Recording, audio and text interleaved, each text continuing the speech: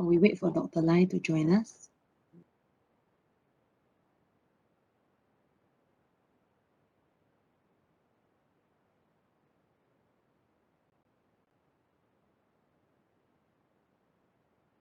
No questions, ah? Good afternoon, doctor. Uh-huh. Regarding the interactive OSCE just now, doctor mentioned that most probably it will be a counseling session.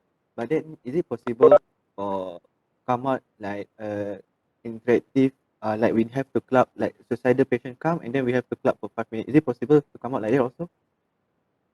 An interactive OSCE, ah? Yes, doctor, interactive OSCE. No, not usually. The problem is to expect you to come up with a diagnosis in 5 minutes would be a lot. You don't even do that for your mini CX in psychiatry, right? So no, not usually lah. Not usually. Nobody can come up with a psychiatric diagnosis in 5 minutes. Definitely not. If we really wanted to, it would be things like very specific thing, like say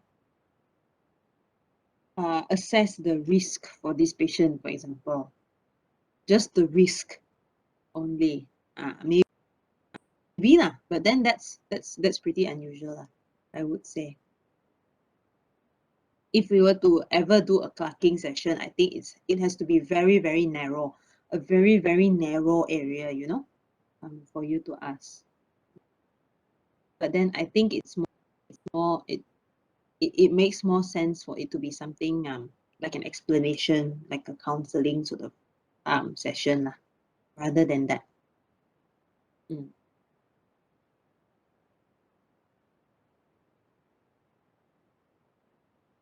Yeah. Okay. Anyone else need to ask anything?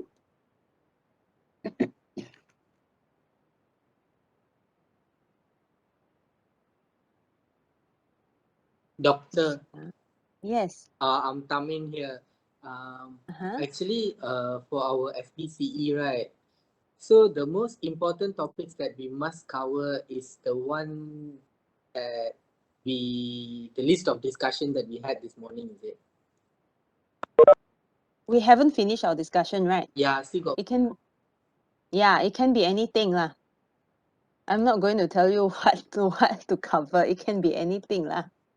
Doctor, is there any possibility that personality disorder can be in SBCE? Possible. I wouldn't rule it out. But then it is quite complex lah. So Because because as long as I know, personality disorder usually will be diagnosed by psychologists, right? Yeah.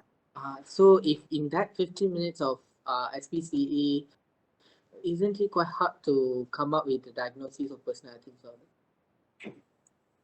The truth is, it would be hard to come up definitively with anything in psychiatry within 15 minutes.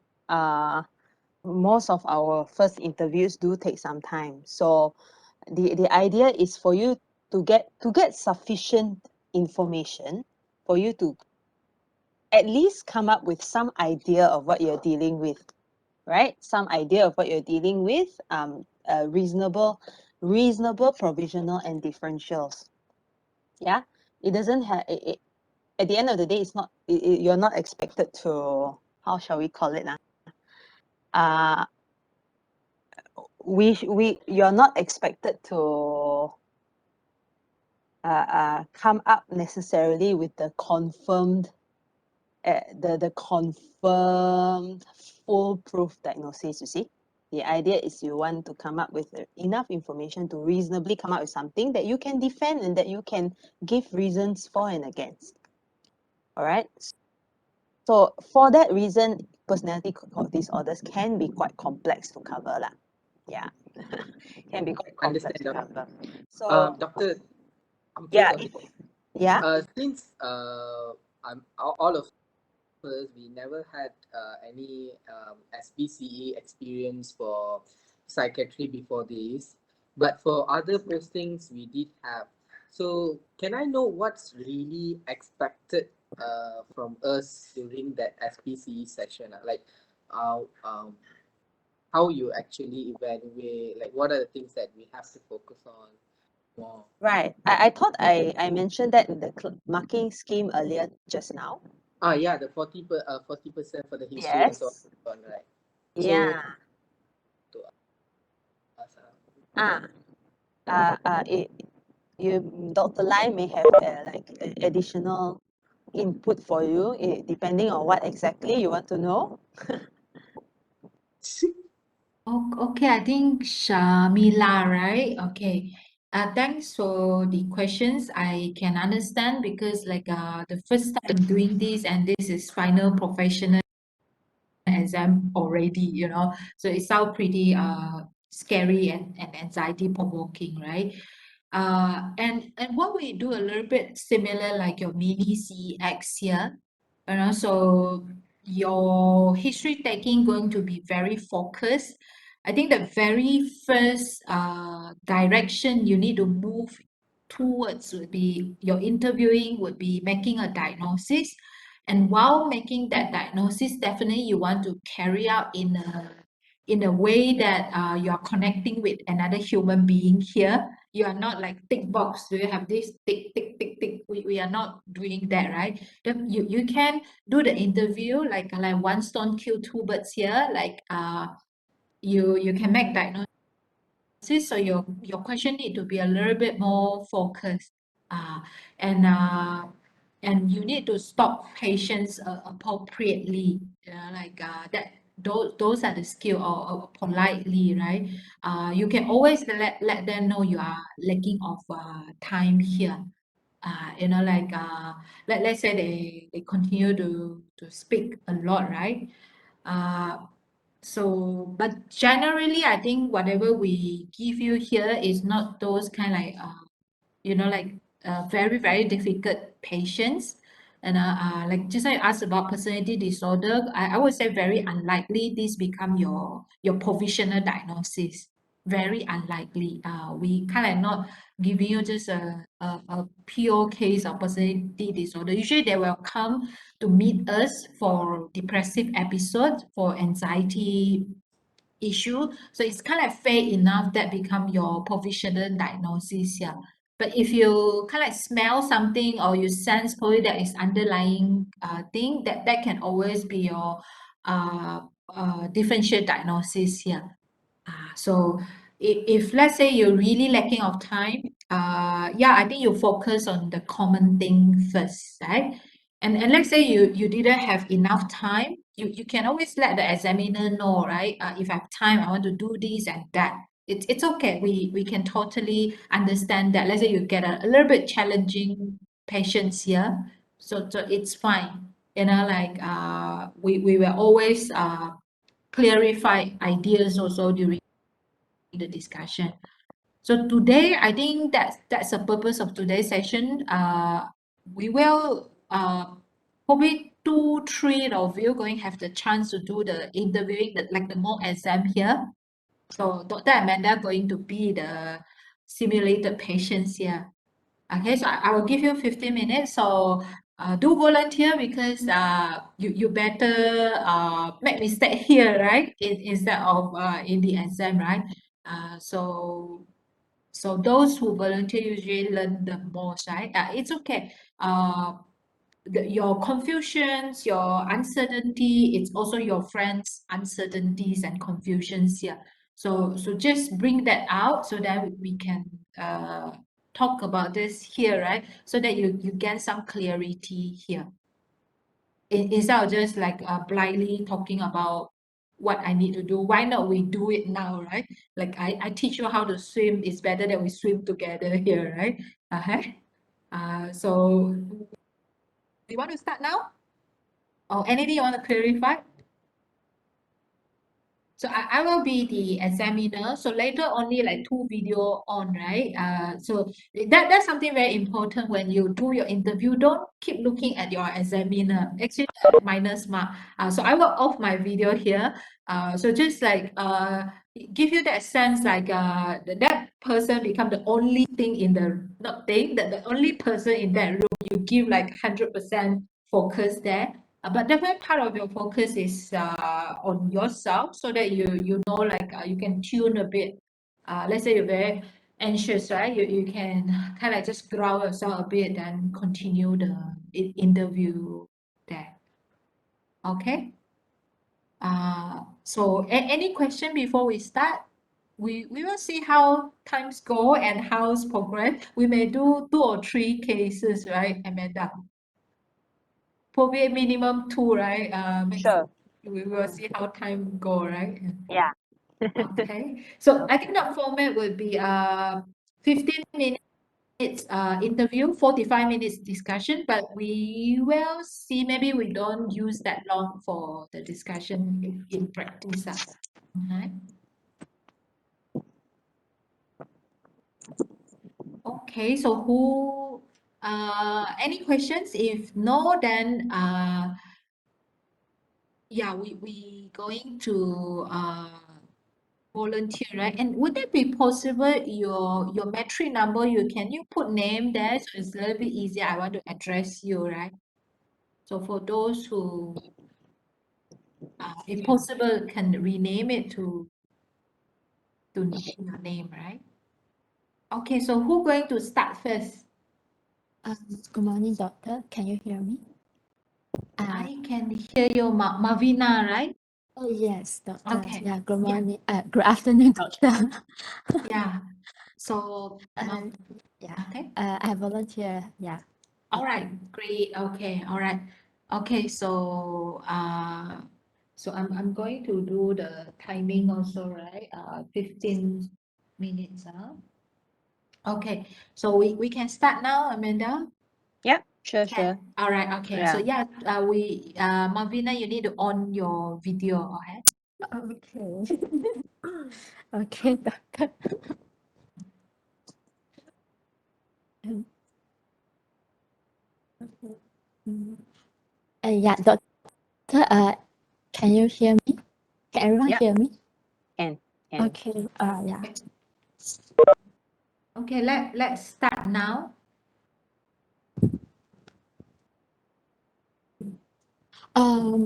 Start already, is it? Yeah. Oh, okay. Good morning. I'm student.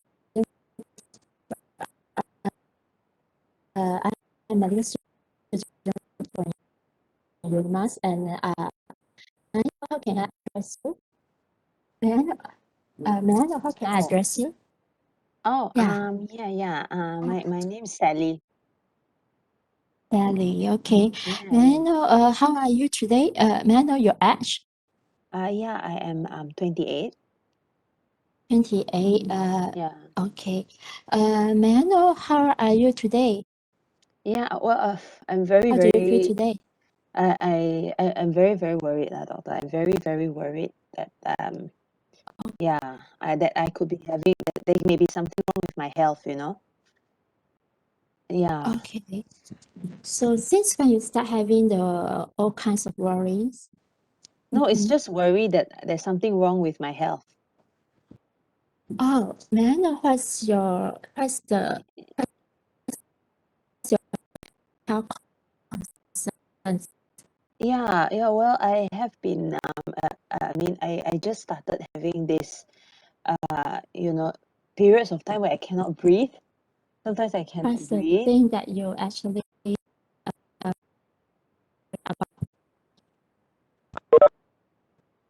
Sorry, what did you say? I think the line was not clear. already? For how long you have difficulty in breathing? Yeah. Well, I think oh, maybe 3 months now. 2 to 3 months. Yeah. Okay. Uh, okay. Is it after you're doing a very strenuous activity or how you will Not start really. having It, the it, it short just breath? it just comes on its own. It It's just comes so on its own. suddenly or persistent. Oh, it comes quite suddenly lah. Yeah. Quite Yeah. suddenly. Yeah. It lasts for how? Okay. It usually lasts for how long? I cannot remember. Maybe a few minutes. A few minutes. But when it comes, I feel like Okay. I'm dying. May I know the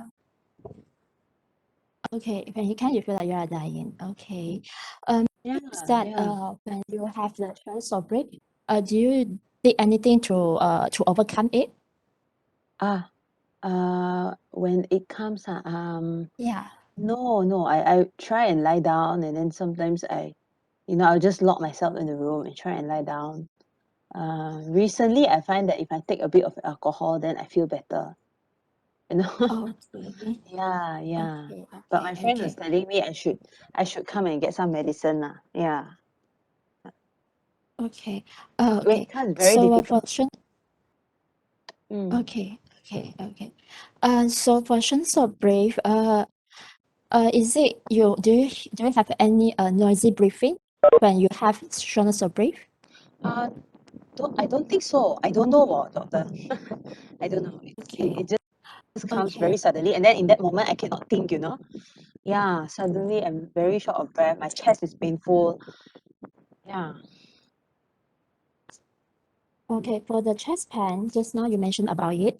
Is Mm. it you able to specify which side of your chest, or you just feel No. Somewhere just in the middle lah. somewhere just in Mm. the middle? Yeah. Okay. Okay. May I know that whether previously you have any underlying heart problem before this? No. I No. I don't know. Yeah, that's Okay. why I'm quite worried now. Do you think I Okay. have a heart problem, doctor?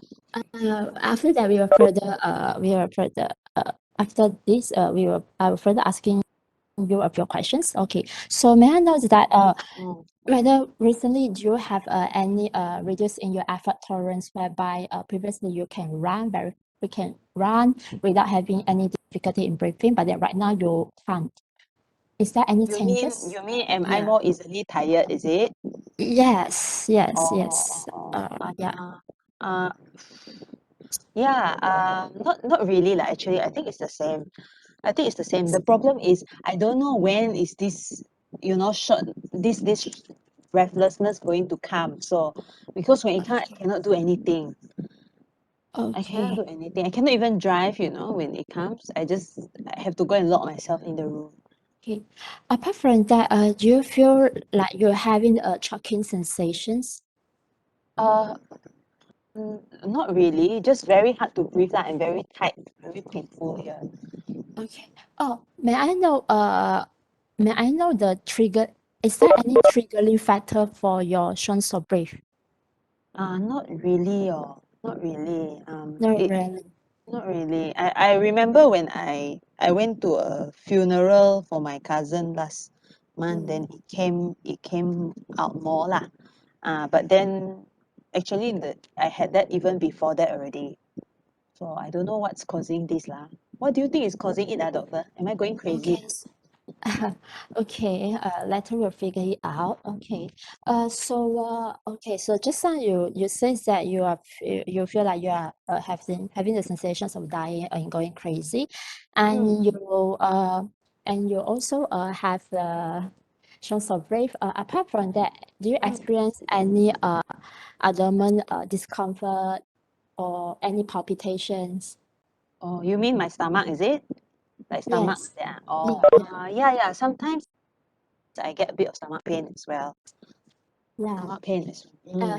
Have you any diarrhea after the stomach pain? Oh, no. But I No. feel like vomiting, Yeah, now that you Okay. mention it, I also feel like that. Okay. How Yeah. about do you feel your muscle is tense? Is tensing? I Any he muscle tense? I cannot remember now. Yeah. Maybe lah. Okay. Maybe that's why I cannot drive and all that after that. Okay. Yeah. So how about just now you mentioned is that you lock yourself in the room. Okay. May I know whether you have any low mood before this? What do you mean, doctor? Low mood?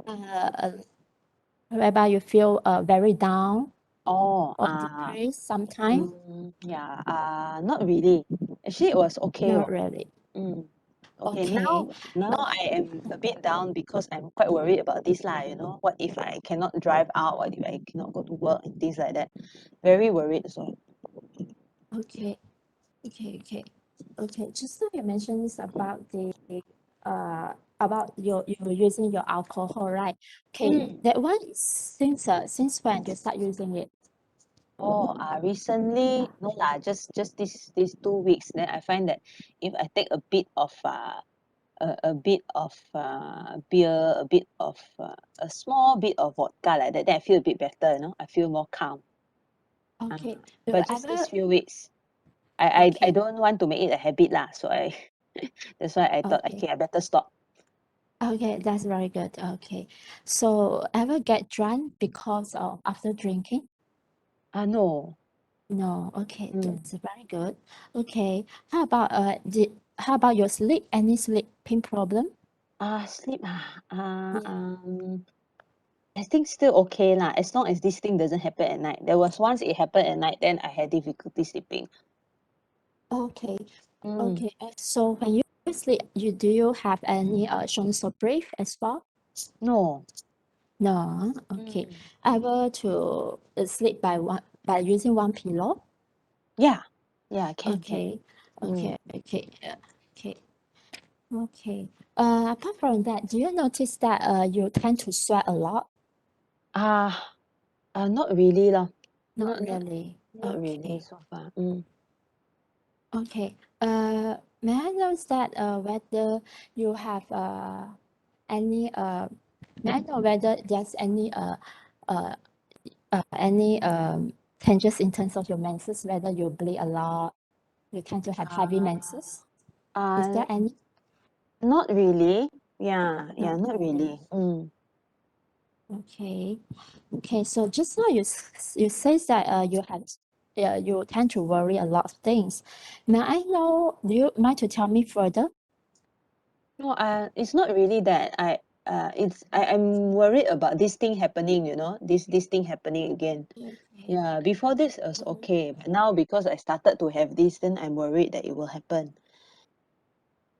Okay. May I know when's your first time you actually having the shortness of breath? When's your first Mm, time? maybe 3 months ago. 3 months ago. Okay. Yeah, After that, 3 months ago. any second attack or how? Yeah, no. So since then, I have had the attack lah. That it will come. Oh, okay. Since then. You actually have the anticipating kind of feeling, is it? What do you mean, doctor? Having like anticipating kind of feeling that the attack will come again, is it? Yeah, I'm quite worried now. Okay. It will come again. Okay. Mm. How about do you feel restless sometimes? If I'm worried about it coming, like, or if I have to Okay. go out, you know, and all that, then as in I worry that it will come. Yeah. Okay. Okay. How about any changes in terms of your appetite? Appetite. Yeah, appetite. Uh, Any problems so far? I am. Oh, I am always hungry lah. I take a lot more, but then Okay. otherwise I don't know why also. Maybe I'm stressed as well. But Okay. because of this, but I take more food. Mm. Okay. May I know that currently are you working? Yeah. I work as a clerk in Okay. a Do you construction feel company. okay? You feel stressed? Do you find your work stressful? Not really, actually it's okay. But since I started experiencing this, then I try not to take on stressful things at work lah, which is a bit difficult because sometimes boss ask me to do this and that. But I'm quite worried that it will Okay. make this worse, you know? Yeah. Okay. During this period of time, Mm. for the past 2 to 3 months, okay, Mm. do you hear any things that only you can hear, but other people doesn't hear it?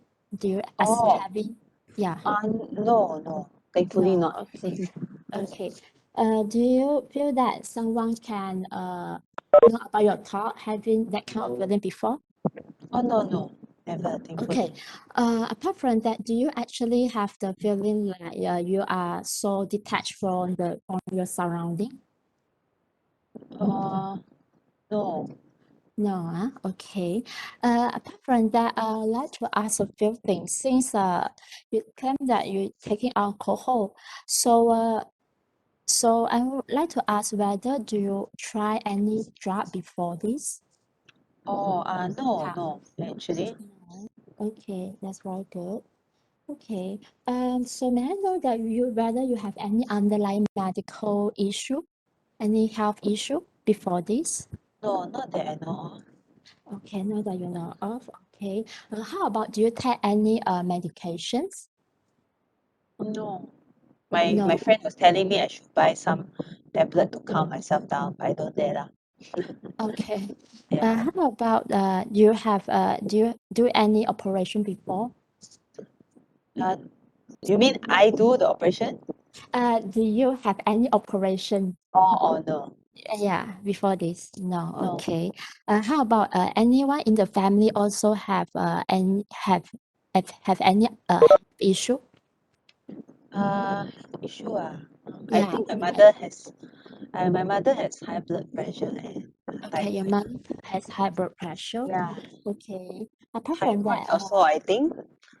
thyroid Yeah, also. two Okay. things lah. So by the way, do you notice any swelling in front of your neck? And didn't notice. Swelling. Oh, didn't Notice notice. ah. Okay. So do you okay? Sorry, I just want to ask another thing, whether you experience any headache? No. No No, I headache. mean, Okay. yeah, sometimes when I'm stressed only lah about all this, yeah. But otherwise, no. Okay. So apart from this, may I know whether do you allergic to any food or any medication that you know of? No. No. Okay. May I know about your I just want to know whether you're married or not. No. Are you married? No. Okay. You're living Yeah, yeah, with with my parents and my sister. your parents and your how about your relationship with your family members? They're okay. My parents, they told me to come lah to the doctor today. With my sister, well, not so not so Okay. close lah, not so good. Okay. Okay. So may I know about your previous, is there any during this period of time, is there anyone claim that there is some behavioral changes in you? Does anyone say this before? No, now they are worried about how I get all these episodes these attacks, and then I don't go out. So they're Okay. quite worried about that. Okay. So Okay, time's up. since Stop. All right. Okay. Okay. Yeah. So thank you, Malvina. Right. Okay. So Yep. what we're going to do is I'm going to proceed to the subsequent thing that we need to do, right? And later, when I ask questions, the other participants, you can go to the chat box and answer also. All right. But Malvina will focus with me lah. You don't look at the chat box so that other you can kind of test yourself out. Also use this opportunity for revisions, right? Okay. All right. So Malvina, yes, are Doctor. you ready to present? Present the whole history, is it, Doctor? Yeah, your history here, the important point here. Okay. 38 years old. Okay. 38 years old. 28 years old lady. Sally, 28 years old. Single. Work as a clerk. Have been presented with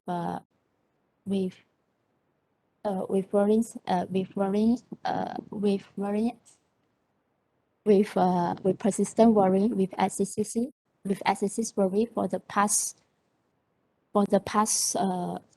past few months, and it associated with strength of breath, and otherwise there's not any noisy breathing, and also not any chest pain, and also the patient also claimed that she have a feeling of dying and losing going crazy sensations, and also and also having the and also experience restlessness and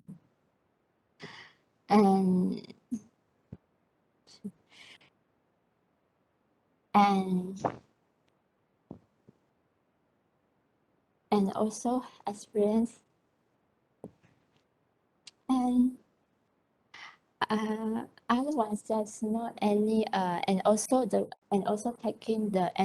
patient also claim that she taking the alcohol to overcome her to overcome the to overcome his her worrying feeling and otherwise the patients not addicted to the alcohol and there's not any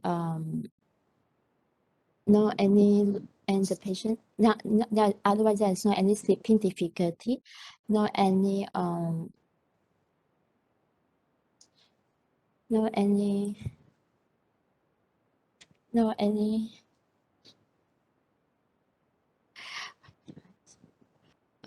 no any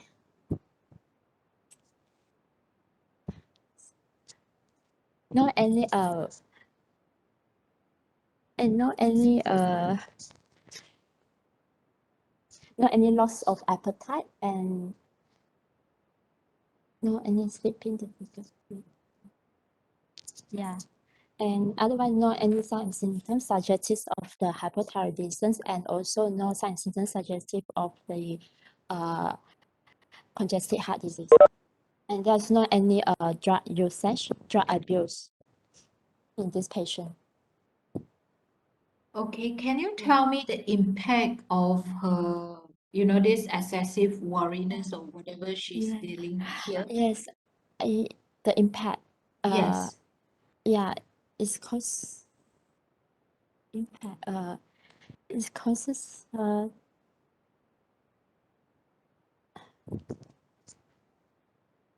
you are not very sure here. I'm not very sure, doctor.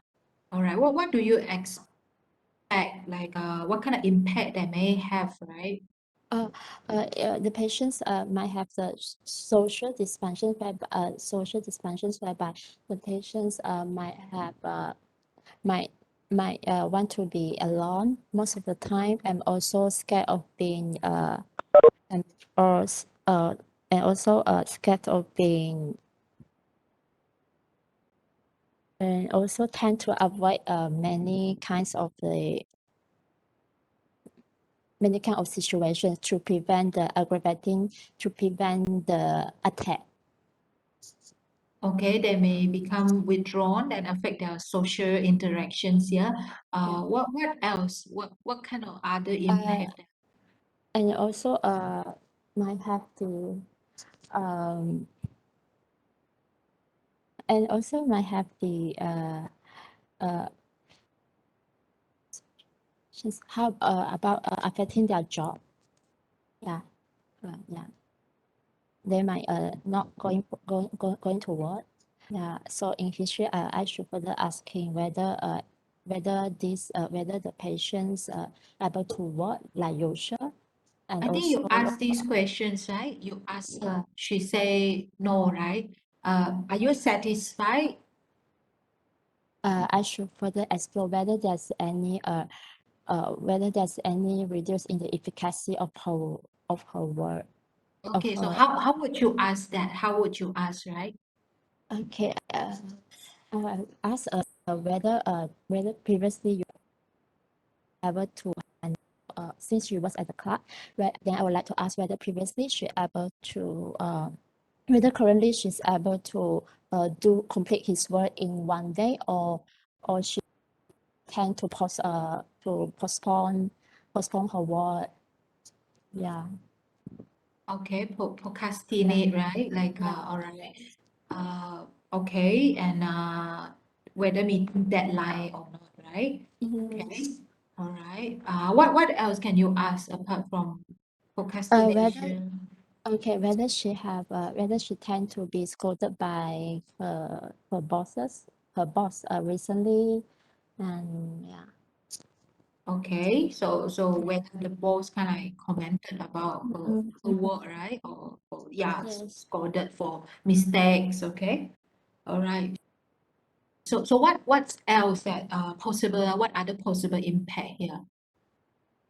Possible impact, the patient's possible impact in terms of what you, I didn't get your question, doctor.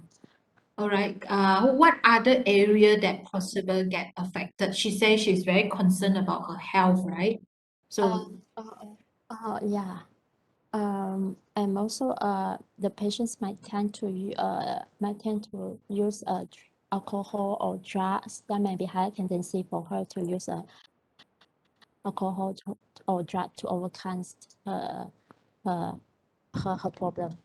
Yeah. okay, all right, okay. So that's one area, right? Okay. So let's move on to mental state examinations, right? And so what sign you are looking for in MSE for this patient, or do you observe something during your clocking? No, uh, no, I didn't really observe it. I think I won't. I Okay, won't any. so what do you observe, right, while you do the clocking? For general inspections, I'd like to see whether the patients have. I would like to observe the hygiene of this patient, whether the patient has some neglect, and also to check whether the patients they do keep checkings of her leg all the time, and also whether there's any eye contact in this patient, whether there's any eye contact throughout the history taking sessions, and as well as whether to look for any scar, especially at the around the wrist, since to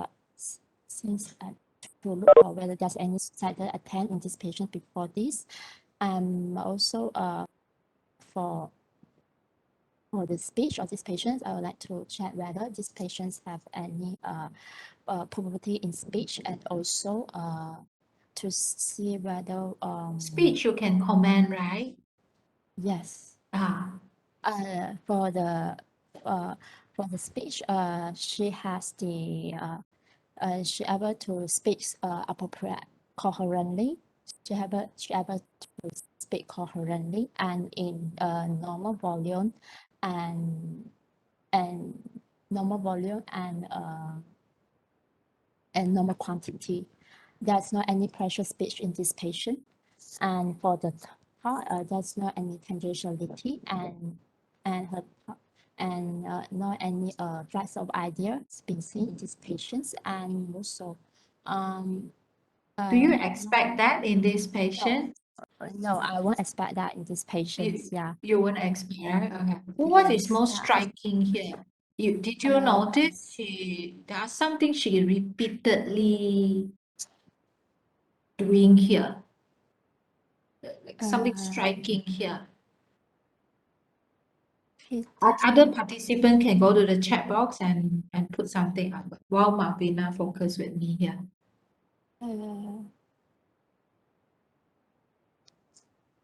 Did you notice?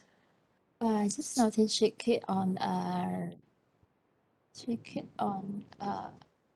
about the speech. The content is there's kind of excessive worrying. This So what she did here? She keep asking for she reassurance, right? reaction. Yeah, she keep asking you for reassurance, right? And how about her Yeah. hands? Do you want to comment a bit about her hands? She tends to and she tend to rubbing her hands most of the time, and she keep What do you call that, right? What do you call that? Like, reckless. okay, she appear reckless, fidgety, right? Yeah. Fidgety, all right? Yeah. She fidget, right? Okay. All right. So So how about in a cognitive assessment? What do you expect in a possible finding in this case? For this patient, since she's able, I will expect that there's not any cognitive dysfunction in this patient. And No, since she no able to, cognitive. yeah, All right. yeah. Okay. But how about attention? Would it be possible that get affected? Yes, there's possibility that she have the Can you explain a bit like how attention might get affected in this case? Like what's the mechanism that may happen in her, right? she might have the short attentions and also short attentions and also So have where the is her difficulty of attention go? concentration. Where is the attention usually go in this kind of case? Go. Not very sure. Actually, doctor, I don't really get Okay. get your The question. questions, Yeah. all right. So usually they are very preoccupied with Preoccupied with the all kinds of the problems or worries. So she tends that's the problem with the focusing on her that's problem with focusing and concentrating. Yeah, they become less mindful, right? With the presence, they become less mindful in that sense, right? Okay. So, what are the signs that you are looking for in physical examinations? Physical examinations. First, I like to look whether there's for internal inspections about the body build in these patients, whether there's any whether the patient appear very thin, and also like to check whether there's any neck swelling in these patients, and also and also and also look for sign of the heart failure in these patients.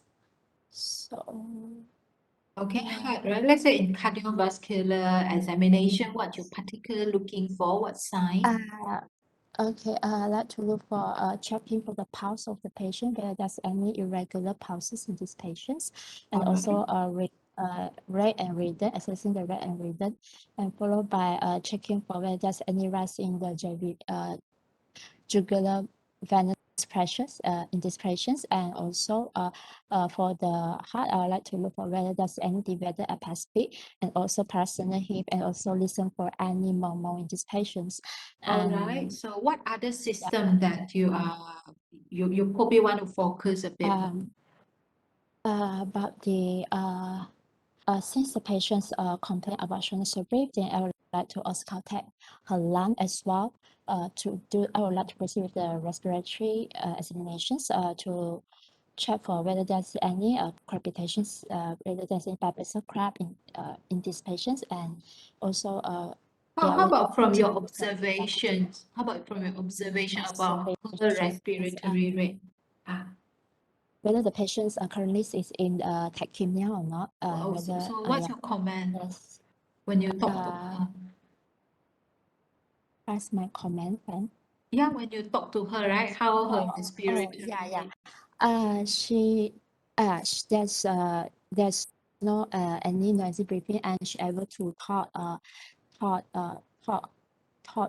she able to speak she able to talk well, and yeah, so I don't think the patient is in respiratory distress, and I didn't heard any noisy breathing in this patient as well. So and the patient doesn't appear cyanosis, so I won't expect the patient is in respiratory distress.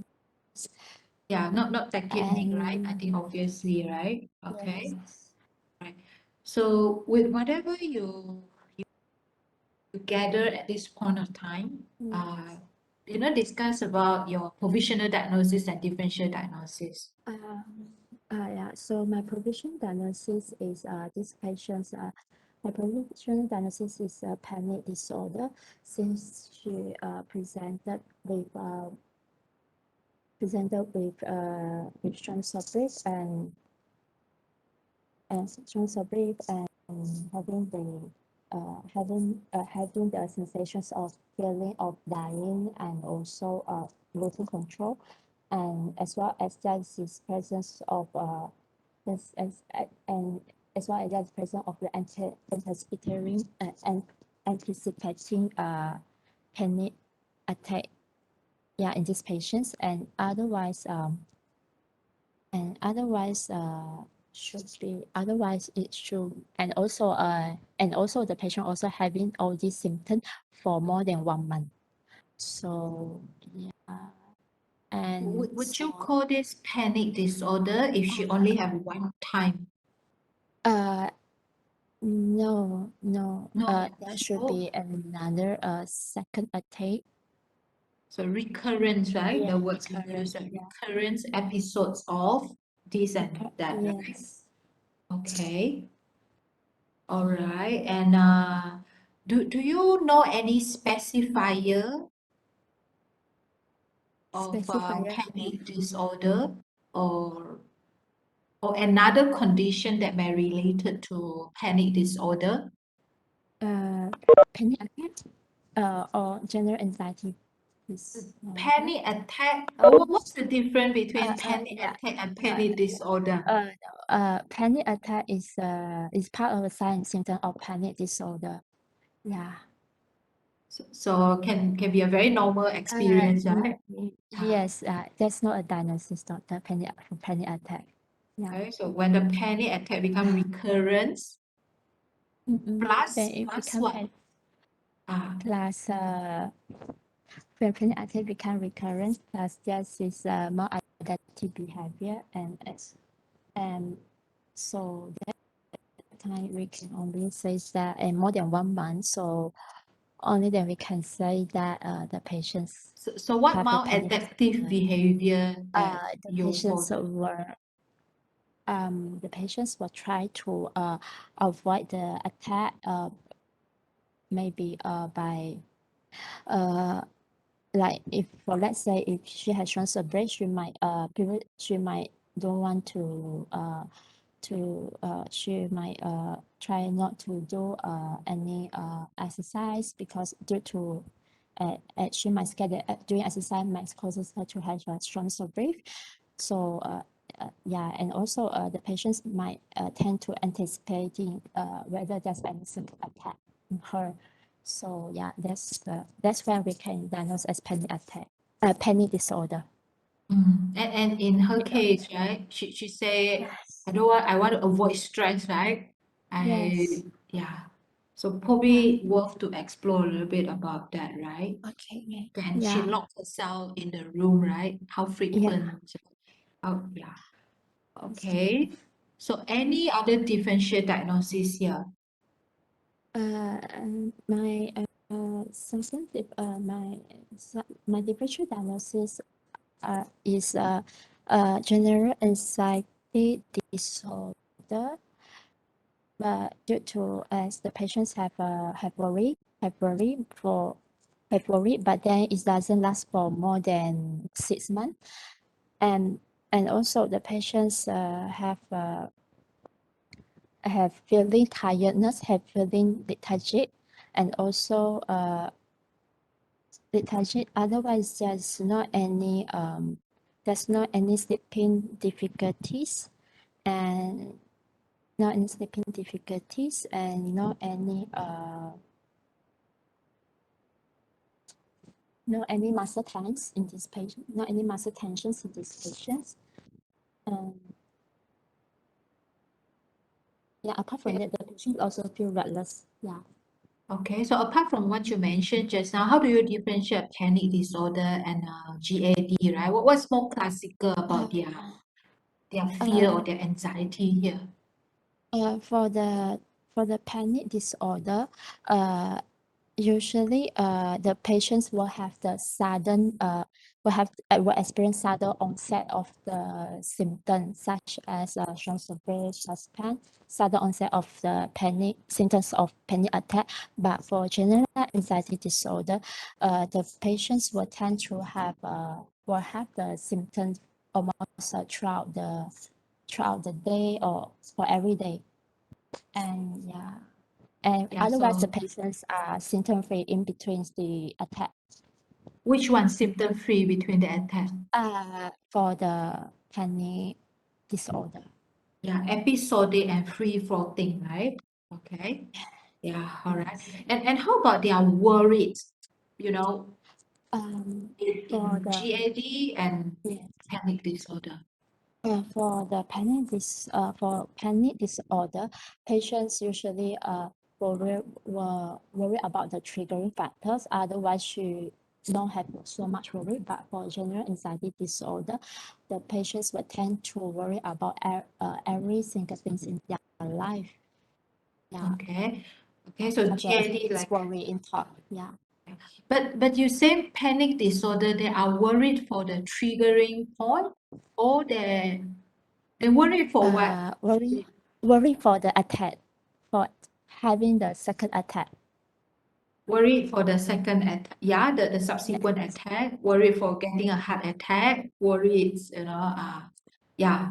So they fear their own fear here, right? So that's our description here. So any other differential diagnosis?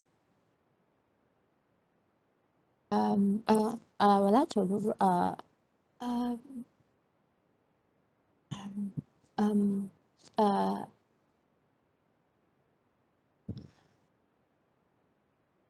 Any medical condition that you are thinking about? apart from that, I would like to rule out whether these patients have any heart thyroid disorder, such yeah, any Hyper or hypo? hyperthyroidism in these patients. So what question do you ask? Yeah.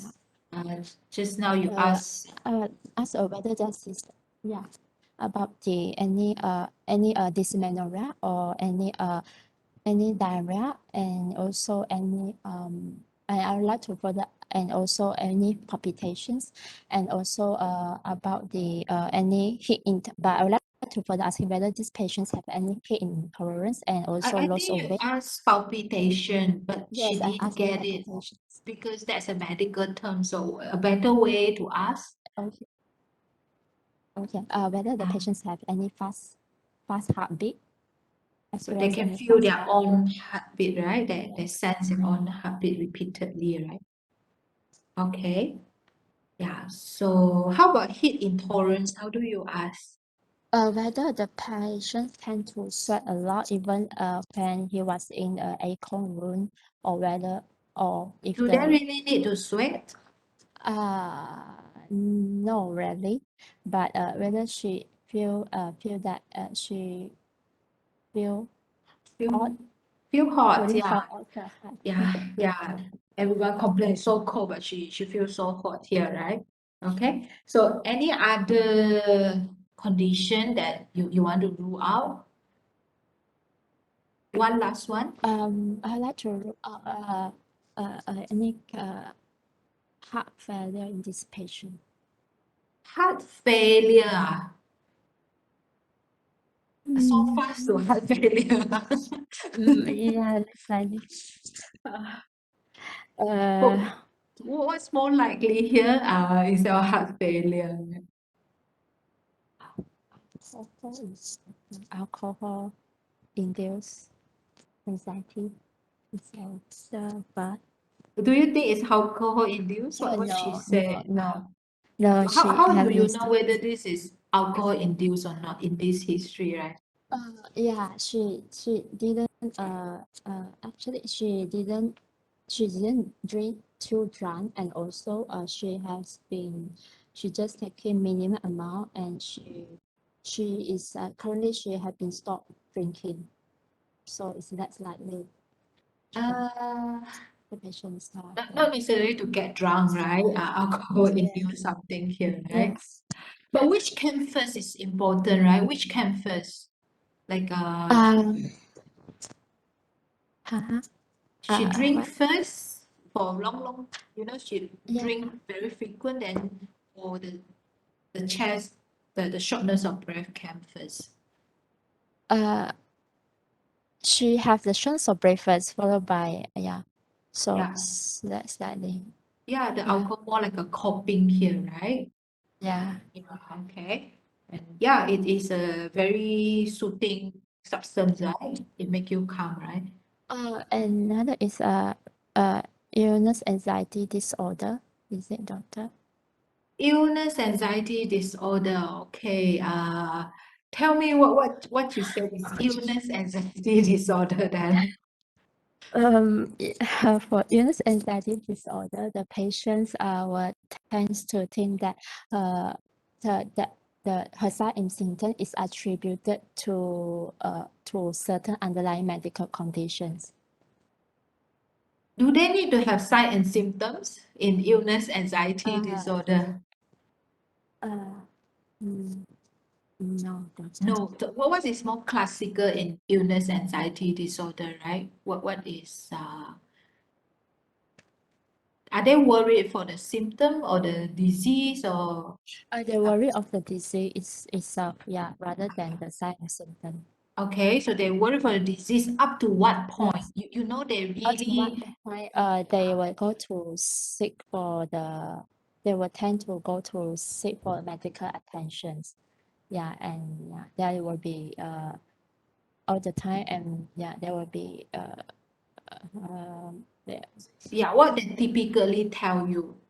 they will go to visit many doctors, And then and subsequently the investigations findings is the investigation finding is normal, but then they still think that they have they still think that they have an underlying medical yeah, they still underlying certain illness. Yeah. yeah, they still doubt about it, right? Like what the doctor goes wrong, miss something here, so yeah, okay.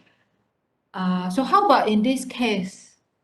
In this case, yeah, in this case, if I have time, I would like to ask about whether these patients any seek for any medical treatment before this, and whether is it multiple time, and whether there's any further investigations being done in these patients in order to rule out illness anxiety disorder in this patient. What's the points against, yeah, the biggest points against for illness, anxiety biggest- disorder? The biggest point I guess here is that the patients didn't actually complain about doesn't worry about what's the illness that she actually having, but instead she constantly worry about the sign and symptom that she experienced, and also She about did concern, right? She said, "Am I having a heart attack? Am I?" She did concern, right? But what's the biggest points again is a recurrence panic attack and the anticipatory anxiety here, right? Yeah. So that's okay. All right. Okay. Let's move on. All right. So let me tell you. From physical examination. Fine. Nothing significant here. Okay. All right. So what investigation would you like to do for these patients and give me the indications? so first I'd like to start with the investigations. I'd like to do the blood count to check whether these patients have any underlying anemia in these patients, which causes us to have the shows of wave or palpitations. And also followed by that, I'd like to proceed with the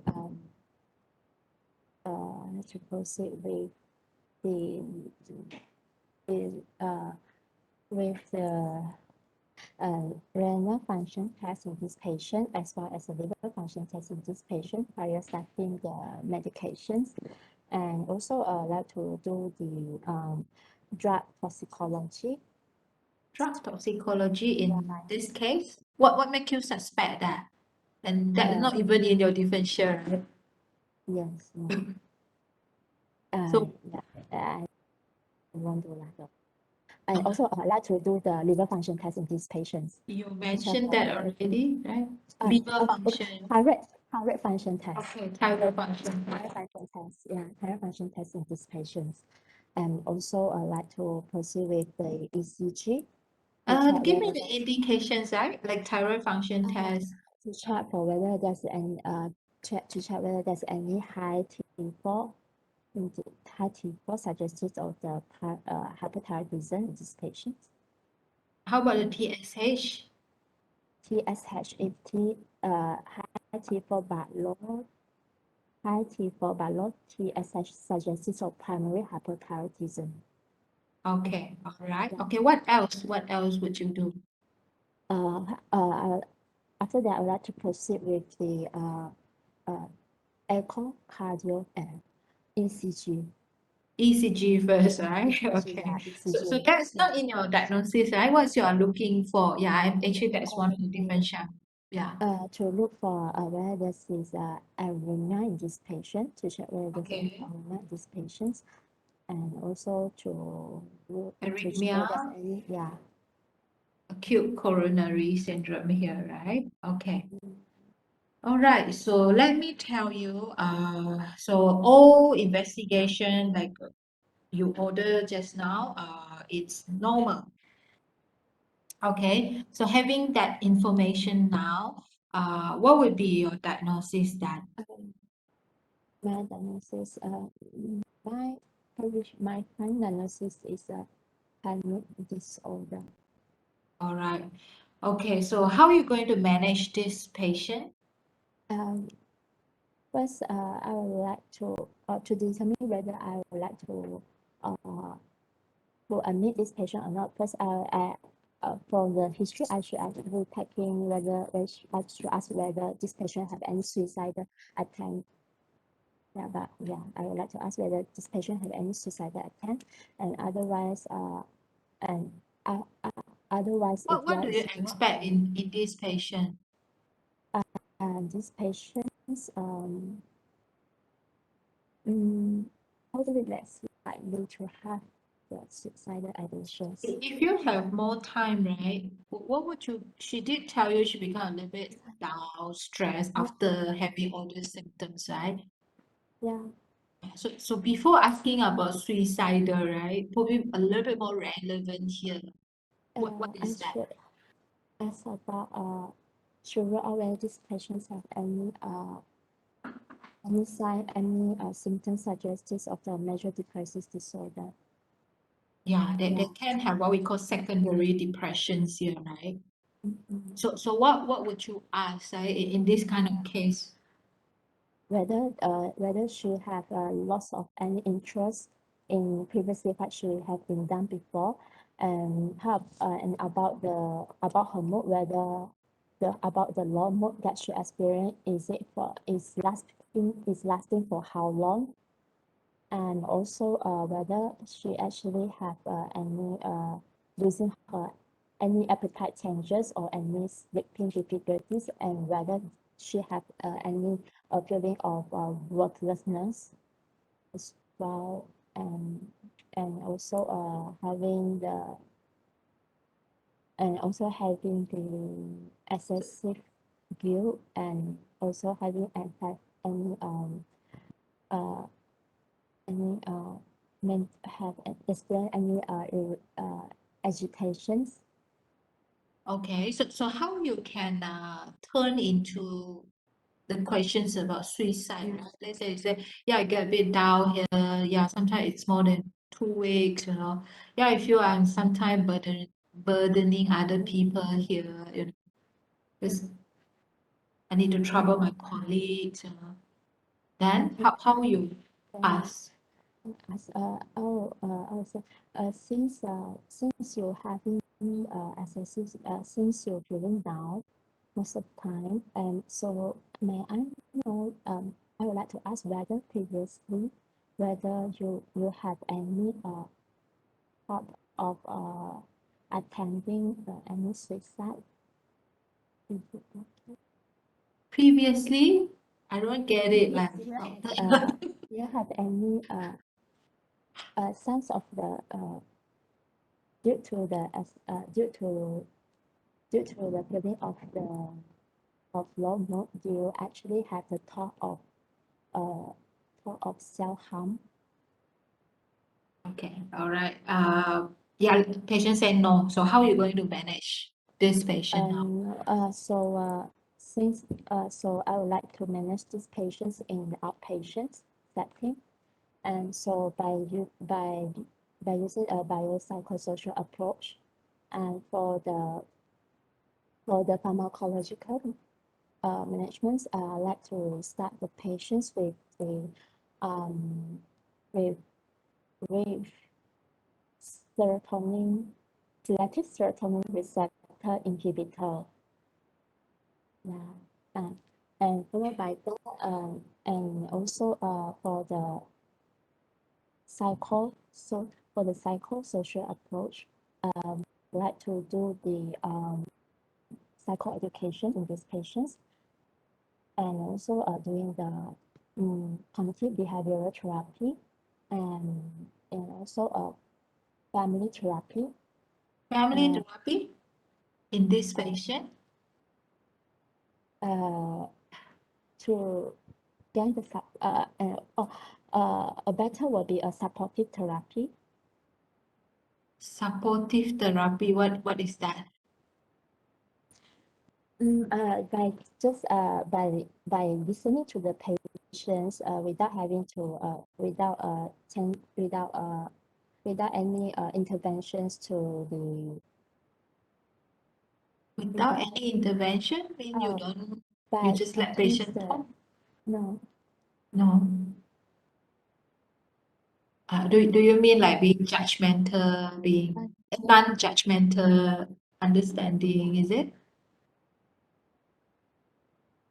What do you? and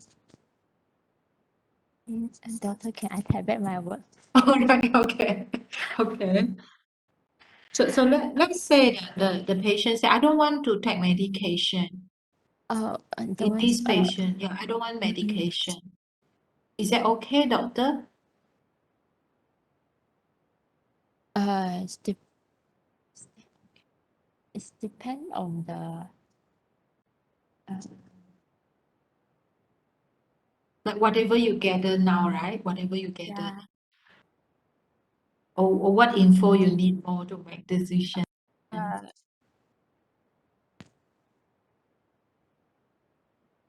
Whether assess about the severity of the So what do you think?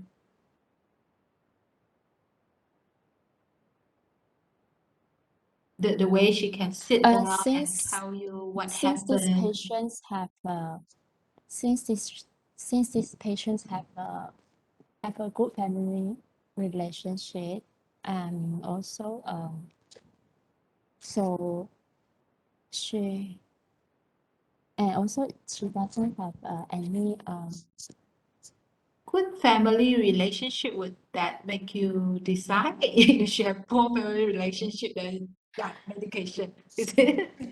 How about in this patient, she can sit down, she can verbalize what happened to her, she can clearly express herself quite well, right? She can describe to you, right? yeah. And she So can tell you her thoughts, like what's her worried here, right? And how they affect her life.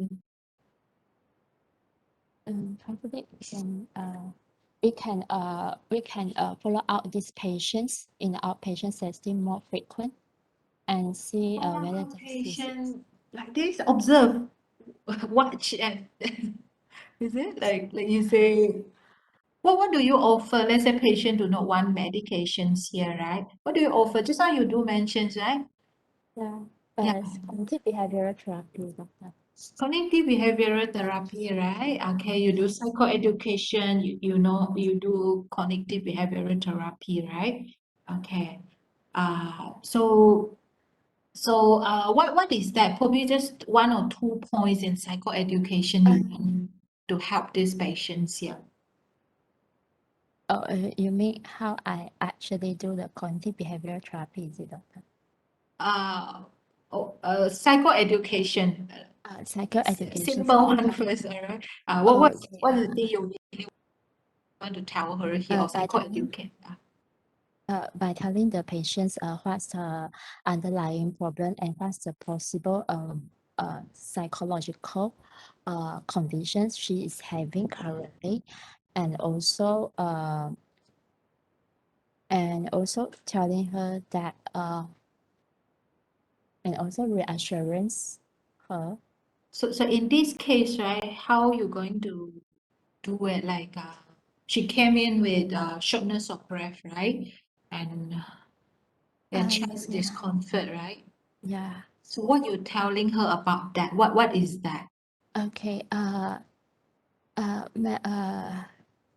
For the shortness of breath and also other signs and symptoms that you have been experienced for the past few months, is less likely due to other medical conditions such as heart attack you have been worried since the investigation findings is normal. So it's possibly due to the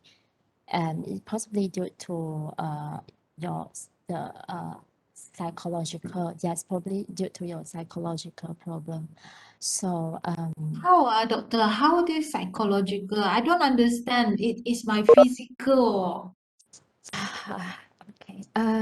Yeah, because due to your um uh um because of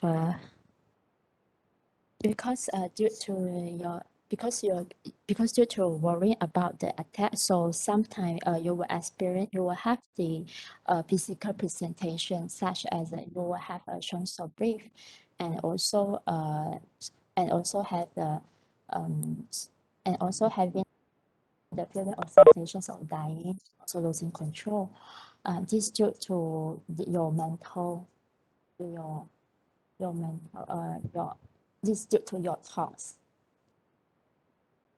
Okay. How about other thing you want to tell me? Alright, fine. How about in CBT? Like what she probably going to benefit from? Especially the behavioral part, right? What can you help her here? Do you know? Mm.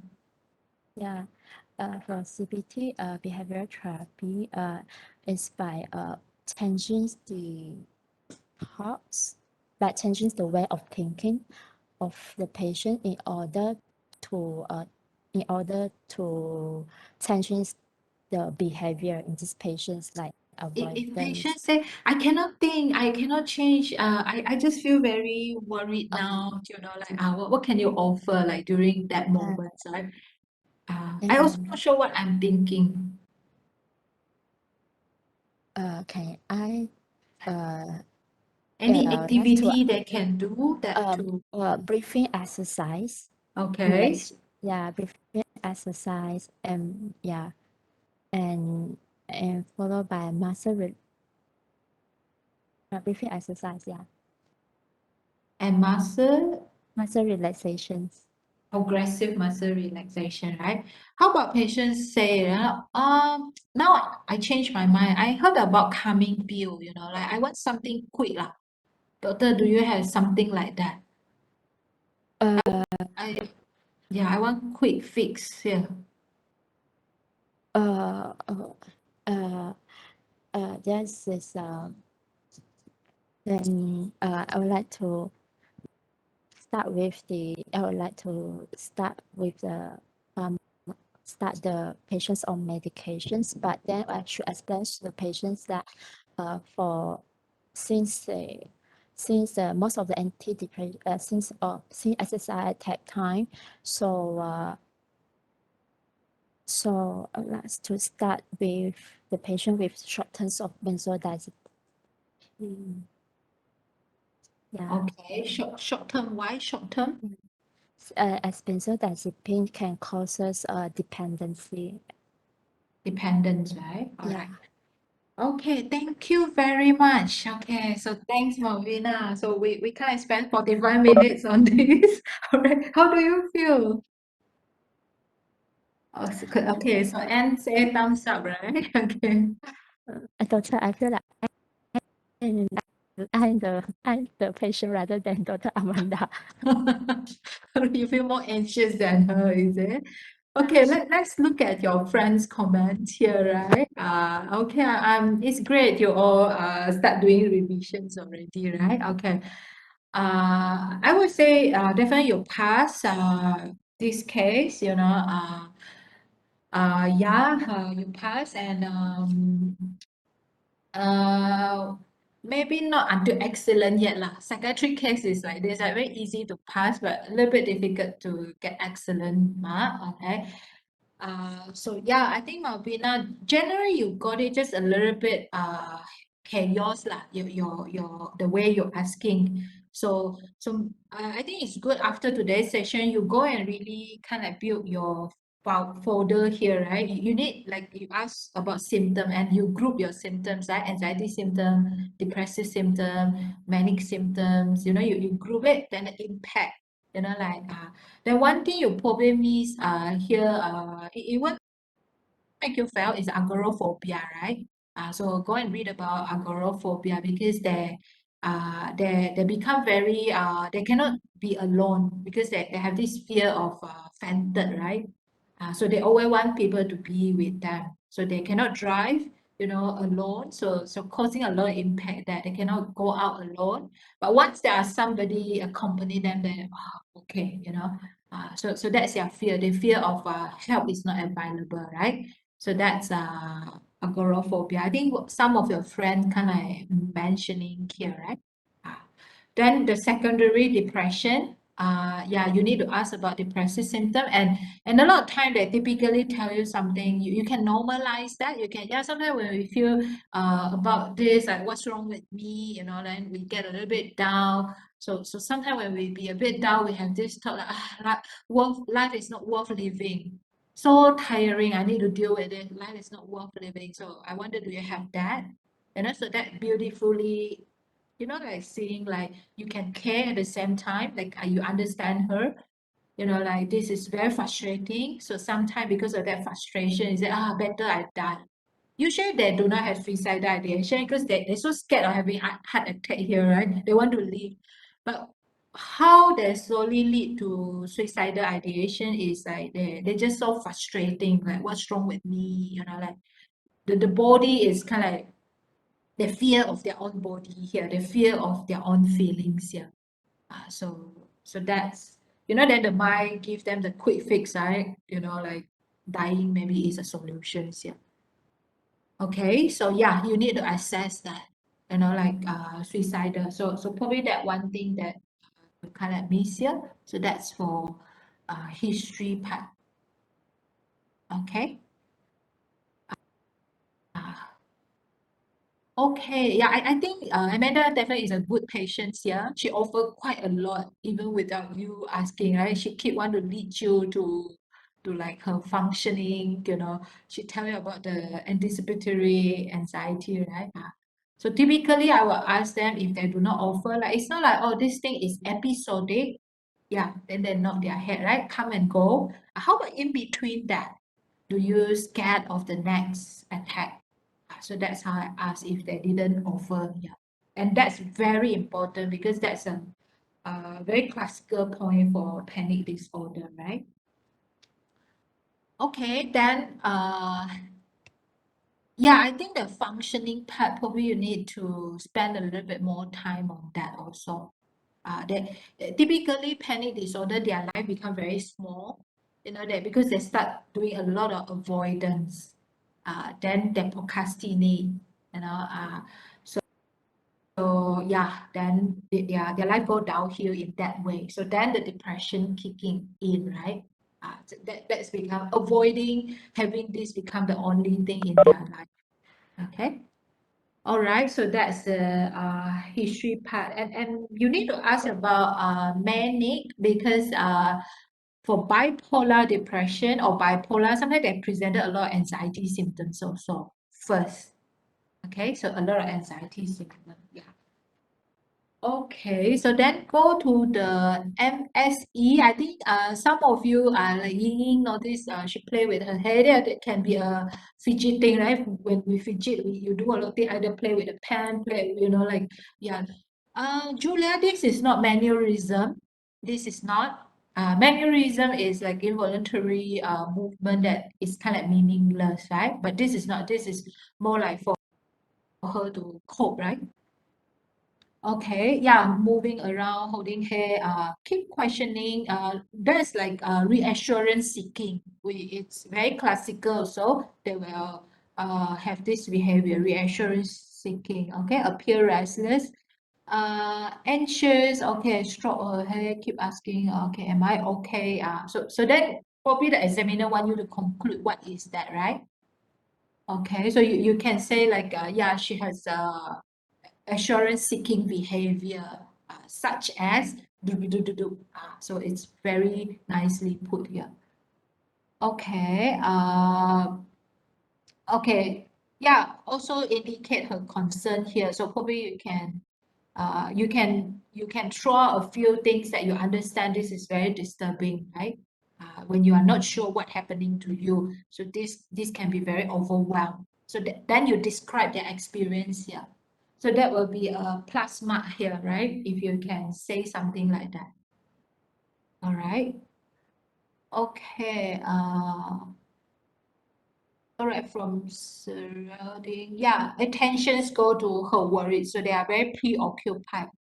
They become a bit mindless in that sense. Yes, yes. Okay, I think fear of another attack, avoidance. All right. So you all get it. That's why they sometimes not paying that much attention.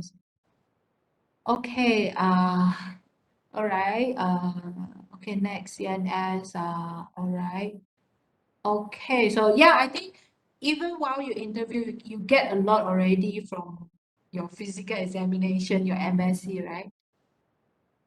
Yeah, agoraphobia. Yeah, I think Dr. Amanda helped me to comment already. Okay. Yeah, behavioral change and what kind of behavioral change, right? So then that can translate it into how you ask the questions also. Yeah, I think Julia talked about they may keep going to emergency department. Uh, but not because they doubt, like not like illness anxiety disorder. Illness anxiety, they probably say, I feel I get a sense, what makes you suspect? I just get a sense, or they may complain a little bit of symptom here and there, but they're not so worried about that symptoms. But here, yes, okay, yeah. All right, and I think most of you get the GAD and panic disorder, okay? OCD, uh, no, Farid, OCD, you need to have the intrusive thought. So maybe you need to ask, when she talk about excessive worry, is that like an image or word? But here it's very classical. Is she say about this symptom first, then lead to that worries, right? So OCD is kind of unlikely here. Okay, anemia because of fatigue. All right. Okay. Substance induced, yeah, unlikely here. I think we kind of explained that. Yeah. So Amanda, okay, malingering. I think Amanda also helped to answer already, right? Okay, all right. Okay.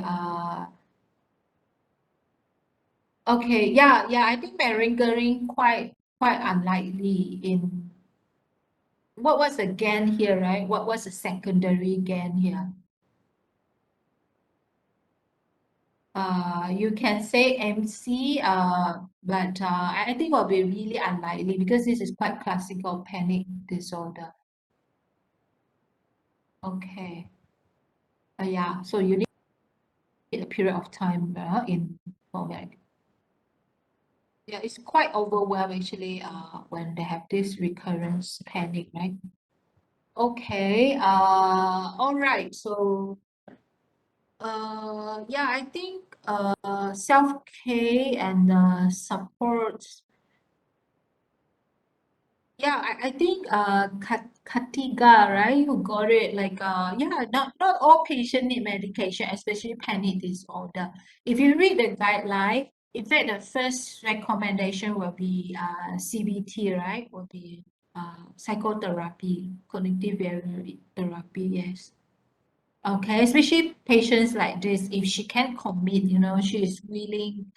Yes, I think yeah, coping skill. Yeah, I think she need to learn to to be with the anxious feeling first, to be okay with, like she can, yeah, this is something like a feeling come and go, then she can cope better. Yeah. All right. Okay. Yeah. I think Dr. Amanda go and read something in the chat box, right?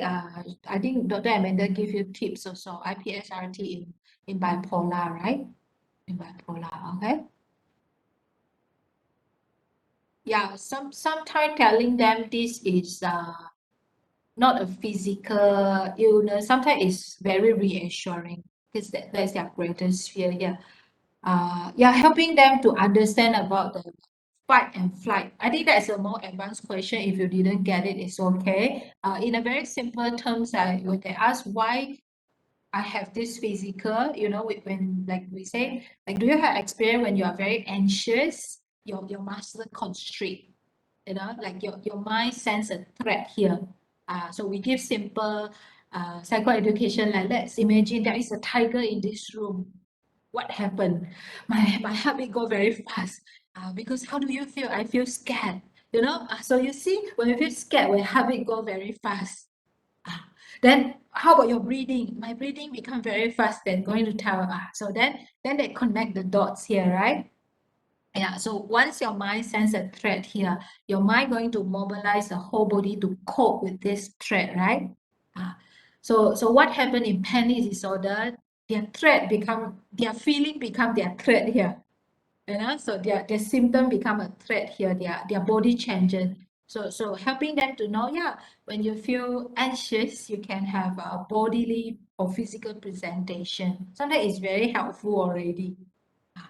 Then for what we do, we give them grounding technique. They can ground themselves. So then that's very helpful. Find and stop the trigger.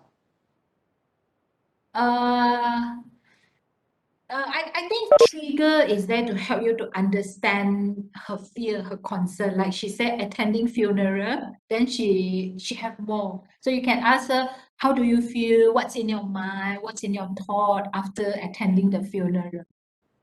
So trigger is very good to help patient understand her inner world here. Then while she talk about her inner way, that's one of the way to help her to be more okay with her feelings here. So we say something, yeah, it's very normal. We get anxious. We talk about our own death when we attend funeral. So when we talk about our own death, we may feel a little bit anxious. It's normal. So those words are very helpful in helping patient to be okay with her feelings. She don't view the feeling as abnormal thing here, right?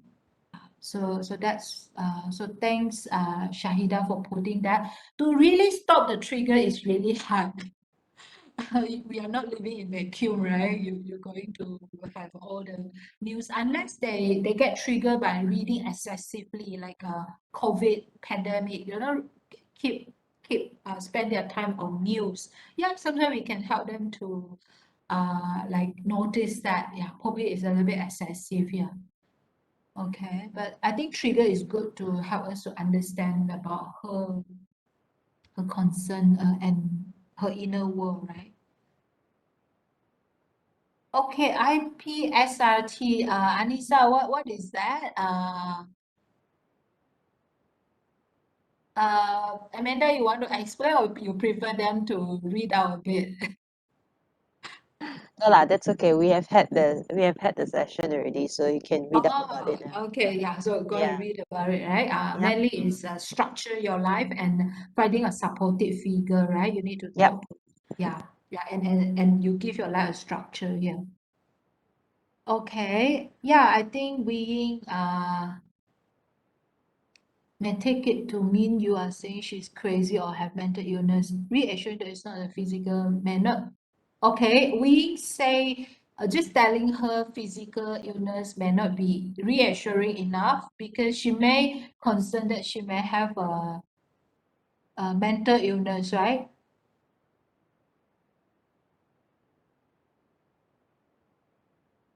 Okay, yeah, in fact, it's a vicious cycle because they have fear. Actually, it's a very normal fear, but they have fear of their own fear. They start doing things to get rid of that fear, to avoid, to get rid. In fact, that's like they want to stop the trigger, right? But that's make them stuck, like that their life becomes smaller and they feel more anxious after they're not doing their work, they procrastinate. So then they have more anxiety symptom, right? They feel more anxious. Then they go into this agenda, what we call an agenda of control here. Yeah, yeah. So CBT is helping them to break the cycle. Okay, all right, okay. Ben, so I think if we have time, we will talk about like dependence, right? The issue of dependence, so always short term. Propanolol, I don't know. Propanolol, you slow down the heart rate, right? Usually their heart rate may not be increased, so they are not necessarily tachycardic, they just become very sensitive because they are under threat, right? So everything like become very sensitive here. Okay, yeah, all right. So I think I cover most of it already. Okay, all right. Okay, okay. If I didn't answer your questions or what, doctor, how do we reassure the patient? For example, they keep asking if they are okay or not. So we need to understand we cannot reassure them, so don't when we say reassure is like we hope whatever we say, then she feel calm, right? She will feel calm for a while. So we know that's not for long term, long term is helping her to get the skill, so something from within, she can get something that she's more okay with her feelings here. Yeah, so in fact we don't really try to give assurance here because it may make her want more, then she go into this maladaptive coping. Okay. I won't go into detail, but there is a way helping her to observe her own behavior. Like see, helping especially after repeated time, then we can pause and help her to understand what's going on inside her and what she's trying to do here. We bring it to a little bit more conscious here, so then she can cope a bit differently. Okay, yeah, all right. Okay, now it's already 3:45, right? So from this case, any questions? Fair enough? Okay, so if no question, we're going to move to second case. Look like we're probably going to only do 2 cases now. All right, so who want to volunteer? So thanks, Marvina. Okay, so I'm seeing, is that Nova? Yes, doctor, Farah, you is can it? call me Farah. Okay, Farah. Okay, so let's prepare yourself. Then so 15 minutes. Ready, Amanda? Yeah. All right. Okay, ready, Farah. Okay, let's start. Okay, hi, my name is Farah. Hi. Student. You Hi. can believe us. So, how I can address you? Oh, so you have come to talk to me today? Yeah. What is your name? Oh, okay, okay. Yeah. All right. So my name is Bella. Bella. And I am very happy that you're here to talk to me today. Okay. So, Yeah. how old are you? Yeah, I'm 30 years old, but I have lots and lots that I've contributed to the world already. So, it's 30 is a uh, it's a very young age to be. I see. Sorry to interrupt you. What is your occupational? Yeah. Oh well, Yes. I have a few occupations. I have I have quite a number of skills, but right now I'm an artist. Right now I'm an artist. But I tell you what, I'm also planning to improve the hospital system, and I don't know why you guys don't want me to improve the system. I don't know why I've been asked to talk to you today. Okay. Are you married Yeah, or single? yeah. Oh well, I am single because I have lots of plans. There's no reason. I am not short of boyfriends lah, but my life is just too busy at the moment. It's just too busy. I don't understand. I want to improve your hospital system, and you all won't let me. They asked me to come and see you instead. Can I you don't know talk what the about big your deal mood is. today? How is it? Is it Oh yeah, elevated? top of the morning. Very, very good. Very, very good. I'm just slightly annoyed as to why people don't understand what I want to do, and I think they should just let me. I mean, who doesn't want an improvement to the system, right? Seriously, seriously, I You don't get it. annoyed if I interrupt you talking? No, No, no. no, no, You no, you no. are you are very nice to listen to hear me out. You're the only person who has listened to me so far because everybody seems to think that my idea is just not acceptable, and I don't understand why. Doesn't make sense. Can you talk about your ideas? Yeah. Well, so I have this great way of improving the system lah. We are so backward. We've been in this big hospital for so long, and still we are using a paper-based system. I mean, I have a lot of ideas as to how to move things faster. We could be one of the best. We could be one of the best hospitals in Malaysia at the moment. But Because like you mentioned that you have lots of ideas. yeah, Do you manage to execute the task? Do yeah. you Well, the manage to only do the task, or do you distracted by so well, many ideas? there's lots of ideas. There's lots of ideas, but the problem is, my plans are always held back by people who are close-minded, who are just not open at all to new things, and who are just getting in my way, basically.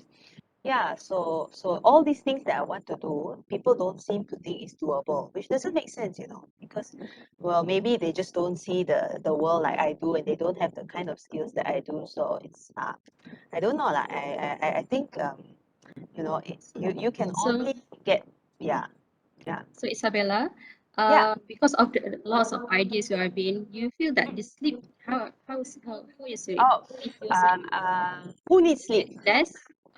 Who needs sleep? There's How so much many to how do in the many world days that today. have you been not sleep?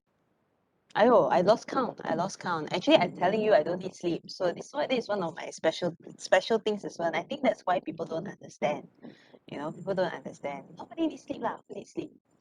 So do Seriously. you mention that you are an artist right now? Yeah, yeah, So that's for right. your mood currently, is it interrupted your working or No, any no, no, no, social no, no, no. I not produce my best interrupting? artwork when I'm like this. Produce my best artwork. And Did I'm you completely do the task or incomplete and then you uh, jump to another task? looks complete to me. Looks complete to me. No, but I produce quite a number when I produce quite a number. Yeah, this is my How usual, is especially if I your don't sleep. friends socialize life? How is it? Your social Oh, life? no problem. They call me the life of the party. Yeah, sometimes they say I talk a lot, but then again, I've always been like this one. I don't understand. I mean, it's not a big deal. It's not a big deal. Yeah, Okay, other yeah, than this mode, okay. Before this, for the yeah. past few months, have you been in low mood? You feel like you are worthlessness, you feel like there is no hope for living What? for No the way. past month. No, no, no, no, no. No, No. no, no, no. Yeah. How many times that you have feel this way? How many times and how long? Feel like what? Okay, for this mood, for this you feel like so much energy, so much Okay. ideas. For how long already? I don't know. Quite a while lah, actually. Can you A can you tell me few. the days? Yeah. Probably for the past month. I mean, I've always known that I got a lot of skills lah, but this period of great energy has come to me like maybe this past month or so. So Yeah, one there's month so I would say. there's so many things to do. There's so many things to do. I mean, apart from improving the hospital system, I have like quite a number of businesses to run at the same time, and I've plans how to improve the business as well. Yeah, I mean, if I'm pretty sure this is a skill that only I have, that I can give lah. And yeah, Before I before okay, sorry to interrupt you. So, Mm-hmm. is there any time that you feel like you have low mood, loss of interest on your work, or any Not really. Maybe once in a few months ago, few months feeling a ago? bit down. But that's not my usual lah. That's not my usual. My usual is this. This is very, very good. So, may I know how Very, very many good. days that you have been down, as you mentioned before? How many Don't days know. is it? Just a short while, I think. Short while. Can you Mm. quantify it's how many weeks or days? Don't know lah, doc. Everything just runs very, very quickly in my mind now. It's very hard to talk about days and months. Besides, I don't like to focus on the time when I'm down, you know. Yeah, and that is a very rare thing anyway. As it is, I have so many things to do now. I have to maintain myself in top positive condition, you know, because negativity will get us nowhere. It's only positivity that makes the world go round. All right, So I yeah, agree with yeah, you. Okay, yeah, so yeah. during this time period, we've been have this elevated mood. Do you have Yep, any? yep. You see something? Do you hallucinate? Do you see something that others don't see, or you heard something that you don't others don't hear? Yeah. Sometimes at my I would say that this is the voices of inspiration. Okay, this is not some not it's like a gift that is given to not just certain people, and I think that I would call that my voice of inspiration. They show me what to paint, they show me the colors, you know, and It then I hear happens. them as well. Yeah, they're It giving me happens ideas, during. teaching me how to do things. So Yeah. any visual, any you see things that others don't see, other than Yeah, hearing. the colors. So that's why I create my best paints, my best paintings and all that so far. Yeah. So for this, Yeah, you are complaining that you have this you see things other don't see and hear things other yeah, don't hear.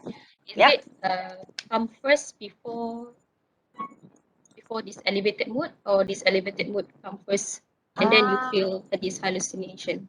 uh, I don't know. It's all in a mix. But the sounds and the things I see, I think this is a new thing for me lah. I think I would say it's a new skill. In this past 1 or 2 weeks, I have this new skill also. So I'm not really surprised as well because I think it's a gift lah. This must be part of one more of my gifts, you know. And there are just so many gifts, you know. How many gifts do you have, doctor?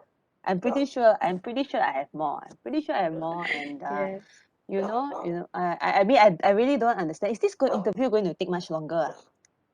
a few minutes more. Please, Evelyn, bear with me. Okay. Really? Oh, okay. So is Hmm. there any, do you take any, sorry to Hmm. say, any illicit drugs or any alcohol Oh, while you are still in this mood?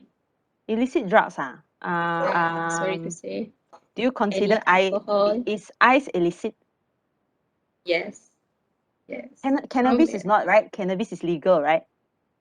It's kind of Cannabis is legal, right? illegal. Really? What types of Okay. drugs are you taking right All now? right. Okay, then it's very hard lah, like that. Then, well, I sometimes I dabble in these few things lah. I dabble in cannabis sometimes. I dabble in shabu sometimes. I mean, you know, people talk about the harmful effects of drugs, but they So have no when do such you effect take on me. this? When do Uh, you take this ice, cannabis? uh, I don't know. Every now and then, I think. Yeah, every When now you and start then. taking? Yeah. Oh, I think. Well, I've been taking. I mean, I always took on and off since I was, you know, in my early 20s lah. But recently over the past year, I will take it every now and then as well. I Yeah, see.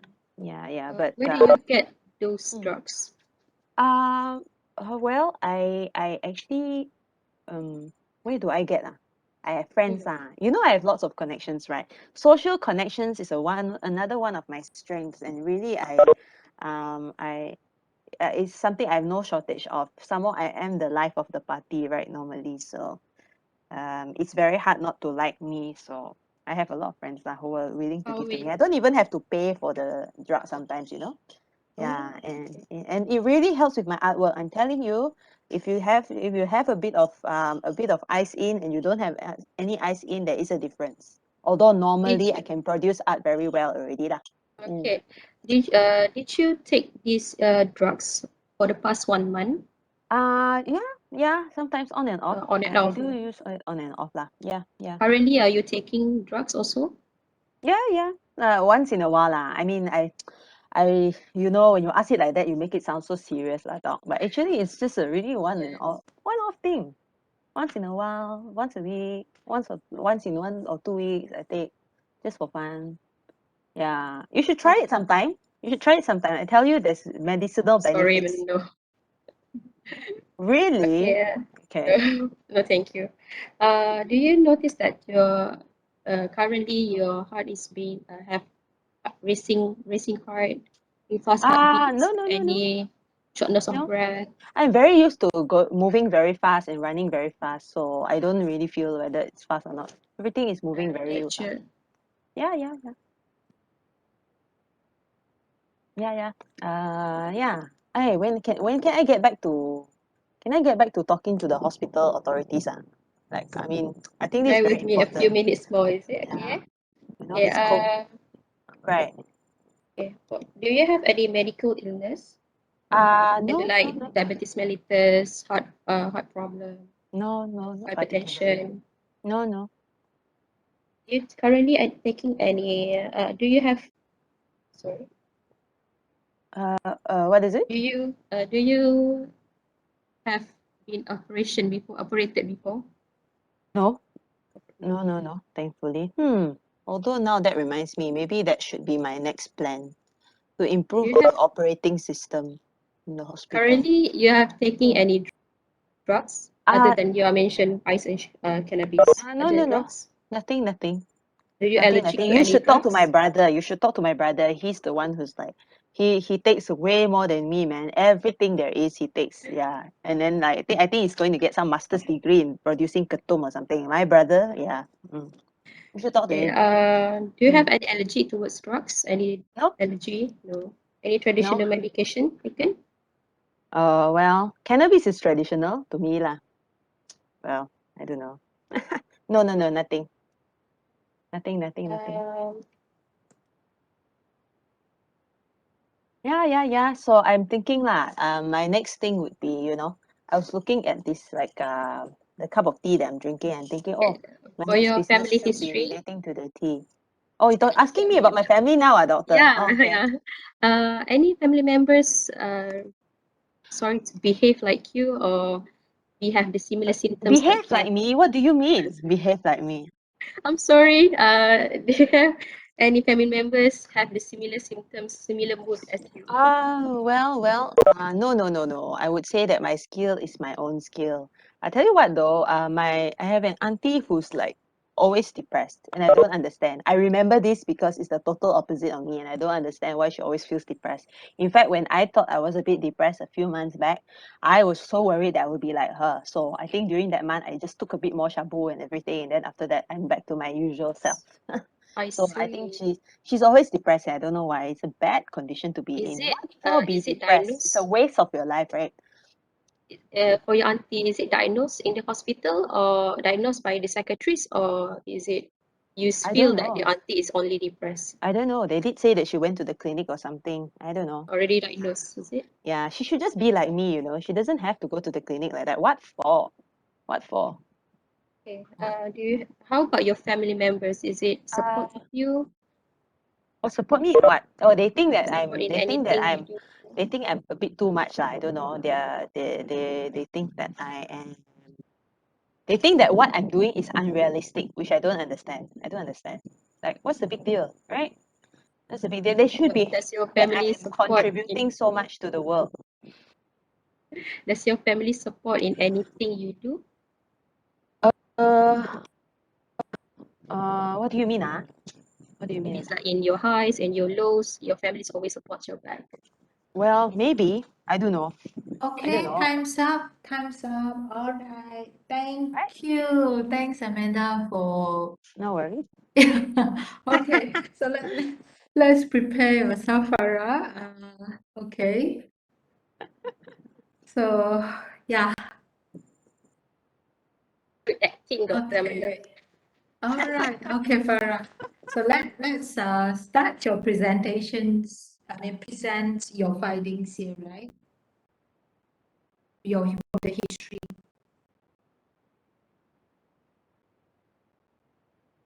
Presenting Miss Isabella, 30 years old, single, single lady with no medical illness. Currently works as artist. Presented with expansile mood, with the which she is talkative, full of like of ideas, and then sleep deficit and being productive for the past 1 month. And then he's also had a Sleep deficit? Is that sleep deficit? She sleep She can't- deprived? sleep deprived. But he doesn't know how many days that she doesn't sleep at all. Did she think it's sleep deprived? So No, I right? don't know. So what she said, what is this? Patient currently have effectiveness, flights of ideas, grandiosity, and Can you give me evidence when you say those things, right? okay. So patient have complaint of flights of ideas, and he said that she's one um, to manage the hospital settings, and then also she also have a goal directed activity when she have many plans for the hospitals, and then talkativeness. It has Farah, you said flight of idea, but you only give one idea here, right? Want to manage the hospital system. What else she said that point to? said that she produced a lot of paintings and Mhm.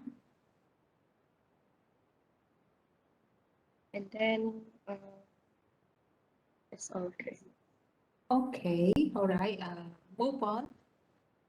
Also, she mentioned about she wants to do business, Okay, yeah. and then for the activity, she tried to have a lot of plans for the according to the ideas. And You are talking about ideas now or the goal directed activities? goal directed activities. Okay, can you give me example? She has increased, is it like you mentioned increased goal directed activities, Yes, such as? such as that she's want uh, uh, to improve the hospital system. Let's say you have time here. I think not very clear here, right, Farah? What would you ask her to be a bit more sure about the increased goal directed activity?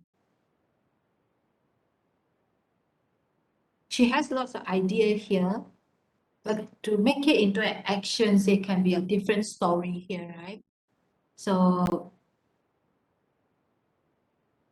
any idea how to get that out, how to elicit that? Is there any plans for that? Executed plans done? Okay, plans is still ideas, right? Yes. And activity done. Yeah, activity done. Okay, so what you foresee in this case, when you talk about? She writes letters to Okay. the hospital Oh. director. Yeah, so you can ask her that, right? Did she act on all those ideas, right? Okay. Can move on. For the sleep deprived. Is it sleep deprived? Is that the word you use? How about what she said? This sleep deficit. She doesn't view it as a deficit here, right? Okay, sorry. Loss of sleep. There is less of sleep. Reduce need of sleep, Reduce right? sleep. Need of sleep. Can you, if you have more time here, how do you get a more concrete evidence here? I asked her how many days that she doesn't sleep. Okay, so they can be either doesn't sleep, did not sleep, or they sleep for? Is there tiredness. Pardon? Is that tired? Do they feel tired? No. No, tiredness is the energy, right? But how about the sleep? When do you say this is reduced need of sleep? They only need to sleep how long?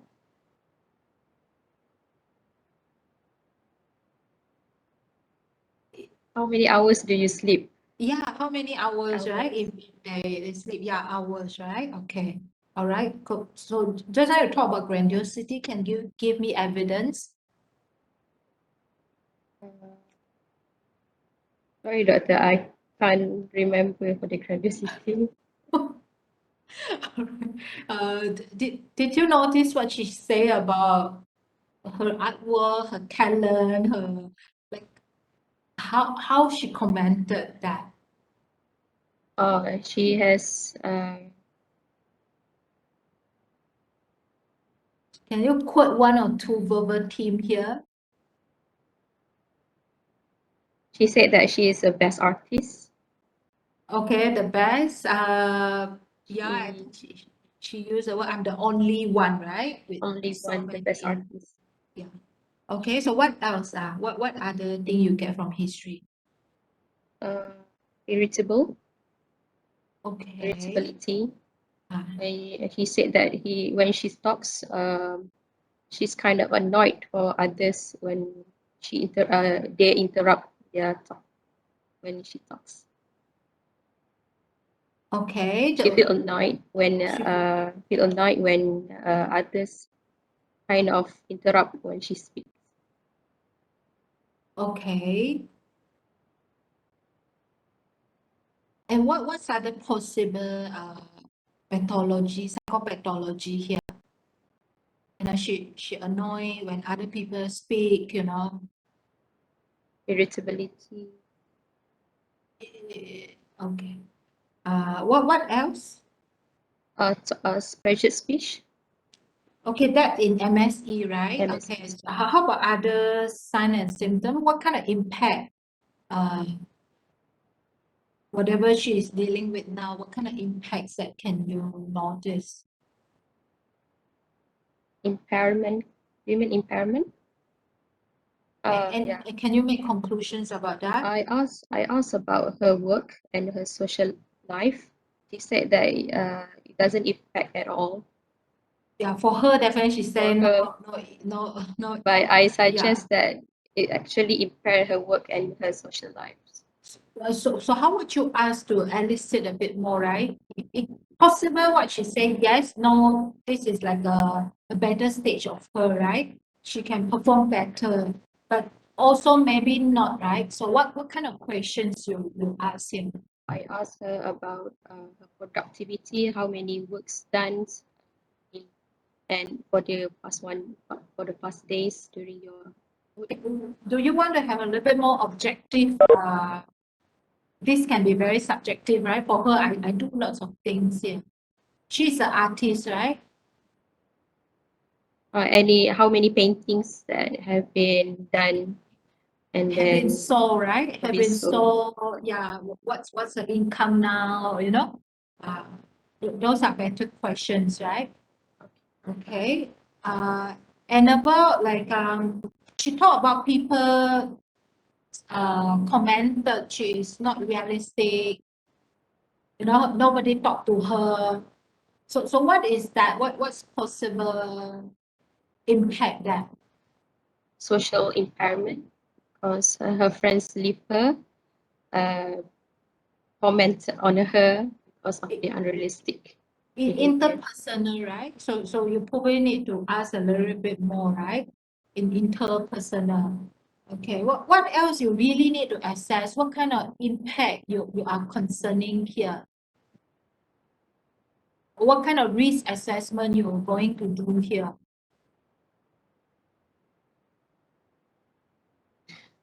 In this kind of case, right? What kind of risk? High risk behavior, Okay, so risk taking, just like spending money or drive fast, and then suicidal. suicidal? Suicidal, no, Uh-huh. suicidal. All right. Okay. All right. Okay. What else in the history? What striking point in the history? Because she have been taking drugs, ice and cannabis, for the on and off, and then she also have during this mood, she has auditory hallucination and visual hallucination. Okay. All right. What other relevant thing you need to tell me here? She's mentioned that she's having low mood for the past few months, but I asked her for this, but she's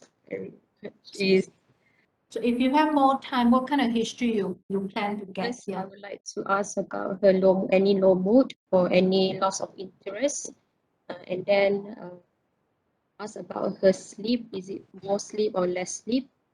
And then I would like to ask either she's feel guilty or any hopelessness. I ask about her concentration, about her appetite, uh, agitation or slowness. All And then right. I ask Okay. about suicidal for the past 2 weeks, any 2 weeks. All right. Okay. So tell me about the mental state examinations here. So what you found? Okay, patients is for the A appearance. Patients is over friendly and talkative. Over friendly. And then for speech, precious speech. The tone, the rate and tone is high. And then for the mood, is irritable, and then the effect is congruent to the mood. And then for perception, patient have flights of ideas, perception and thoughts. Patient have flights of ideas, and Flight then of ideas is under thoughts, right? Okay. under thoughts. For Can- perception, patient have hallucination. Is that she's now mental state examination is about now, right? During the interview, right? Okay, I would say no. You need to ask, right? You need to ask her, right? Okay. For the cognitive, I would say intact. For the orientation, What kind of finding you may find in cognitive assessment? Do you think she has disorientations? no, No, right? She no, yeah. there is orientated to time, place, and person. But I would say patient have poor attention because of the Okay, likely, right? She might have poor attentions here. Okay. How also about I would say judgment? What do you think about her judgment from your history? What's your judgment, comment? I would say poor also because of Okay. because of the grandiosity that she have. And then If and she then add for on the memory, judgment, right? Add on, yeah, right? except Okay. for memory also poor because she's Which part of the memory might get affected? which part of the memory? Do you think her remote memory going to get affected? Uh, no. No, right? Okay. All right. So what's possible? Do you think her immediate memory will get affected? No. No, right? Okay. So which part of the memory may get affected? The reasons, you know, Recent memory. maybe, right? If she's not paying attention here, if she's not paying attention on what, if let's say you give the three object, right, to ask her to recall 5 minutes later. No, that's not reasons, right? That's 5 minutes recall here, right? 5 minutes recall, not No the memory. reason. I think reason for you it won't be affected, right? Reason won't be affected. There is a 5 minutes recall. So what are the other features that you are looking for in mental state examinations? Others. Uh, Others. How about the appearance wise? Do you want to Appearance wise, the patient might have wearing bright colors. shirt or blouse, and then she is excited and over friendly. Okay. So how about in physical examinations? What are the signs that you are looking for? Signs. Physical examinations. I'll try to find hyperthyroid features because of the. Sorry, I take back my my answer.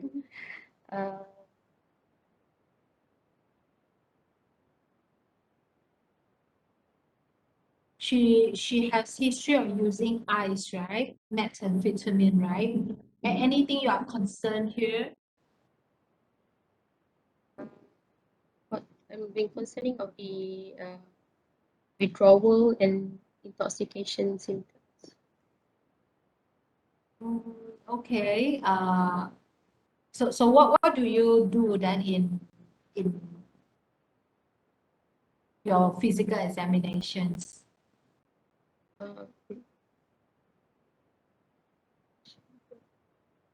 Are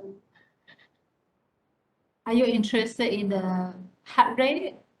Yes, doctor, for the vital signs. All right. Okay. So what do you expect? Hypertension. For the temperature, maybe for the hypertension, BP is hypertension, might be hypertension. Pulse rate is tachycardia. Respiratory rate, tachypnea. How about you observe she has tachypnea? Do you think she's no, right? Okay. All right. Do you concern about like how she used the methamphetamine, the method? Are you concerned? Yes, doctor. Yes. If you have chance, right? If you have more time, how would you ask? The route, how she's taken, but is it by tablet or IV or Methamphetamine is that tablet?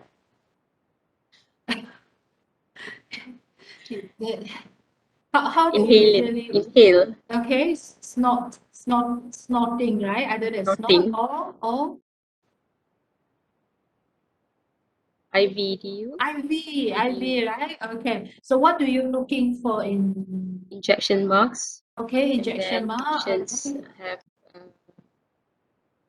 residue at the nose, residue of drugs at the nose. Okay, let's say you found injection mark.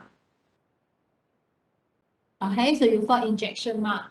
So what other system you are kind of concerned here? For abdominal examination. Okay.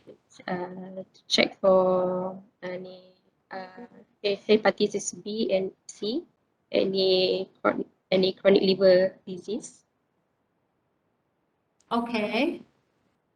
What else? What more important system here? Are you concerning about the CBS system? Oh, yes, doctor. So for the CBS, infective endocarditis. Yeah. All right. Okay. So tell me your diagnosis now. You know, like your provisional and differential diagnosis.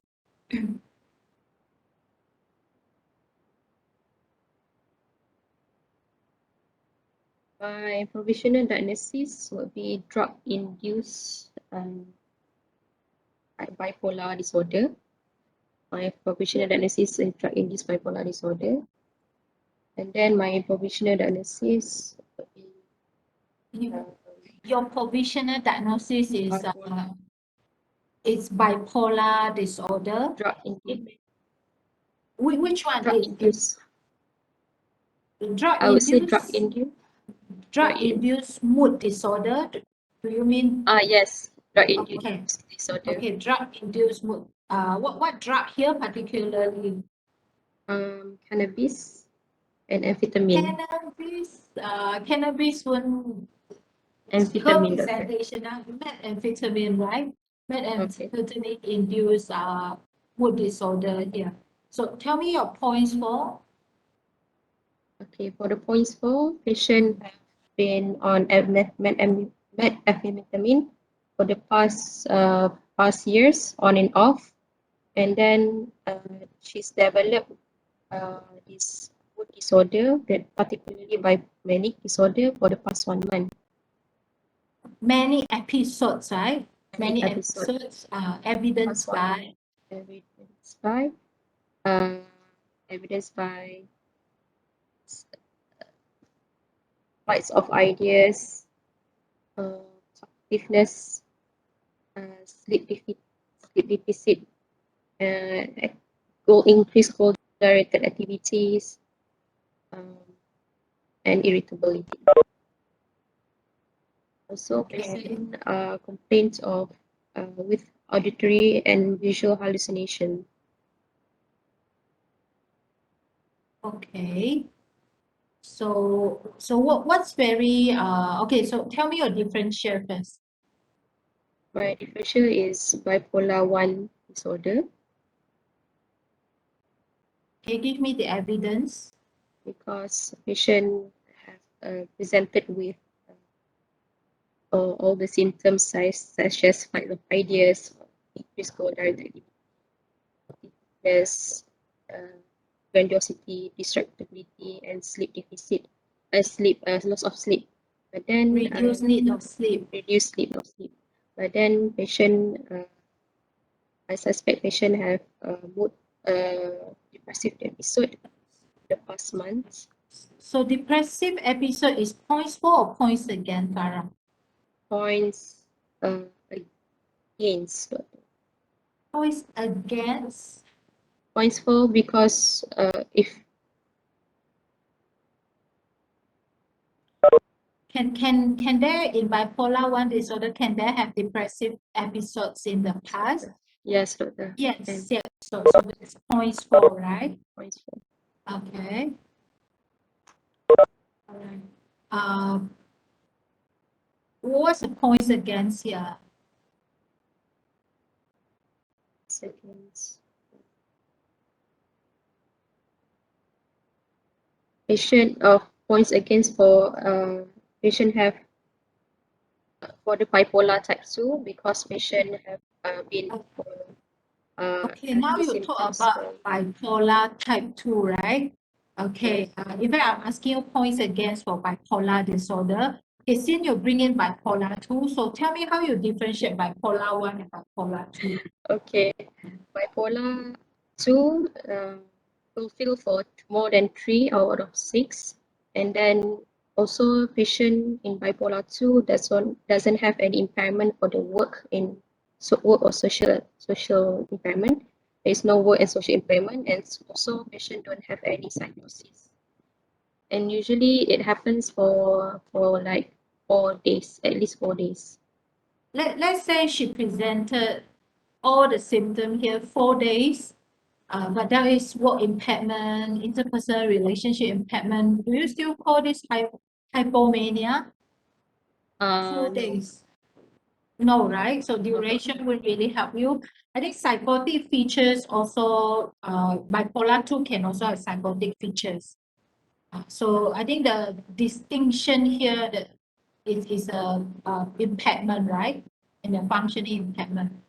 Right. So how about in this patient, can you comment about that, the functioning part? A patient does not functioning well in terms of work and social. Uh, we probably we need a bit more evidence in saying that, right? Oh, okay. Look like yes, look like there is some impairment, right? Right. Okay, then what's the points against for bipolar disorder? Because if this is your differential diagnosis, usually there will be points against, right?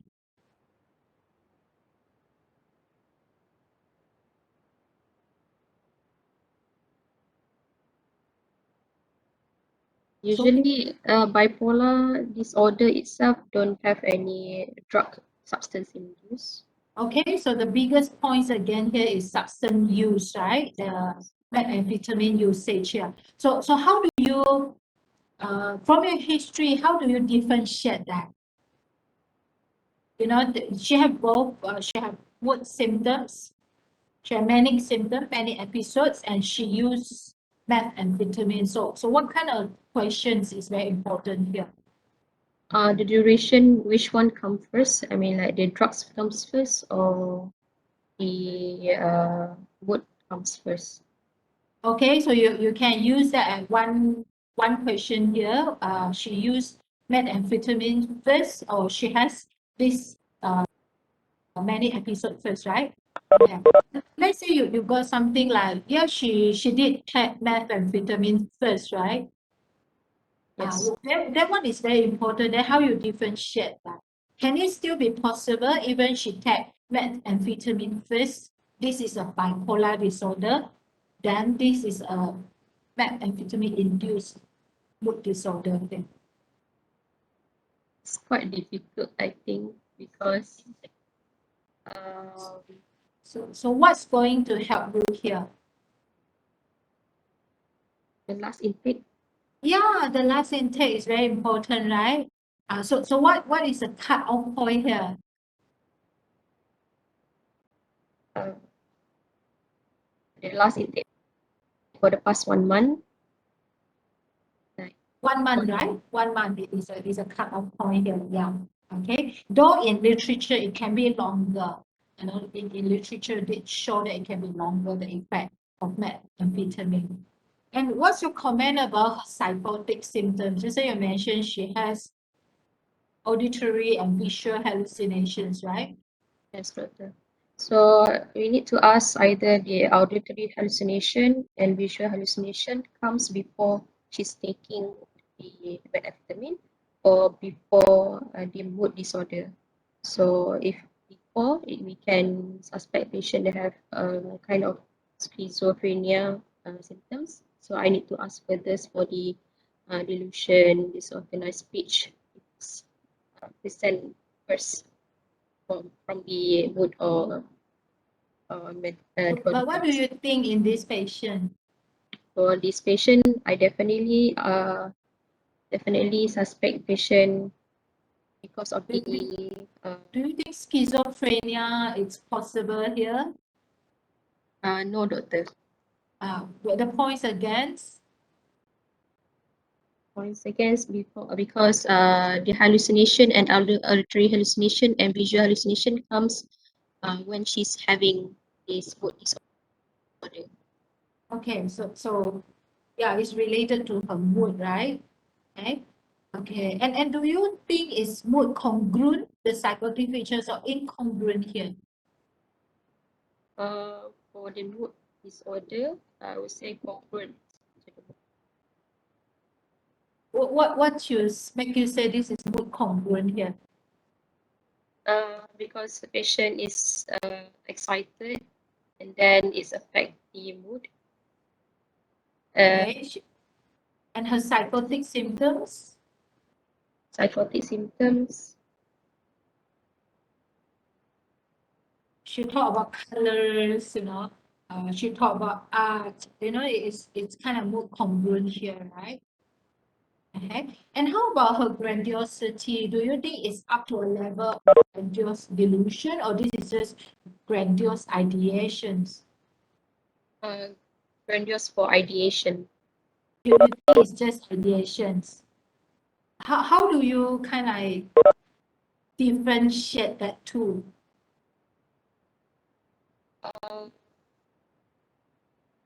Once you have a fixed belief that you are in grandiosity, fixed belief that you are in grandiose.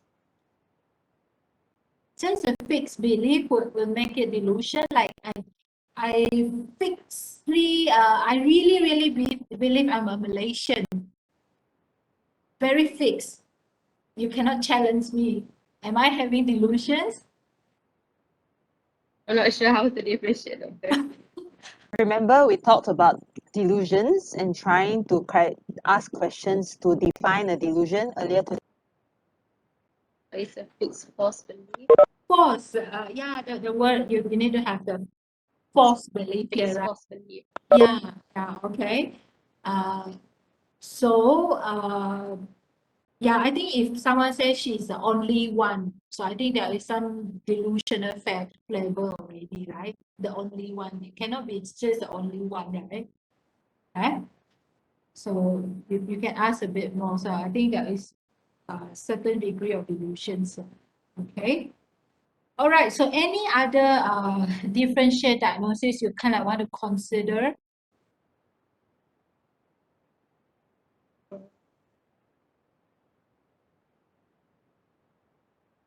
Mood symptoms, mood episodes, psychotic features.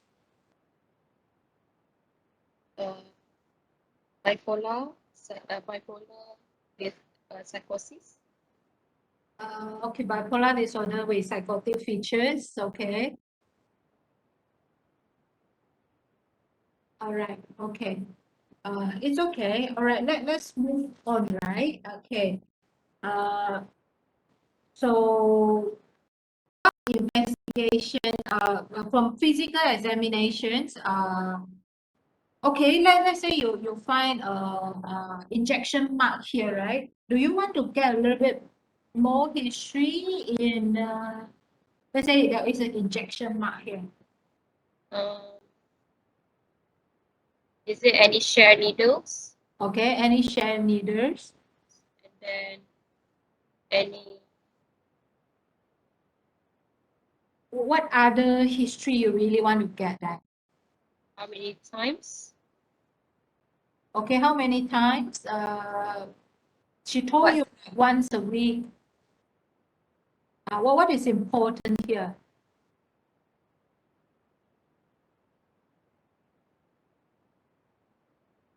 Sure. That Are you interested in the amount she is taking?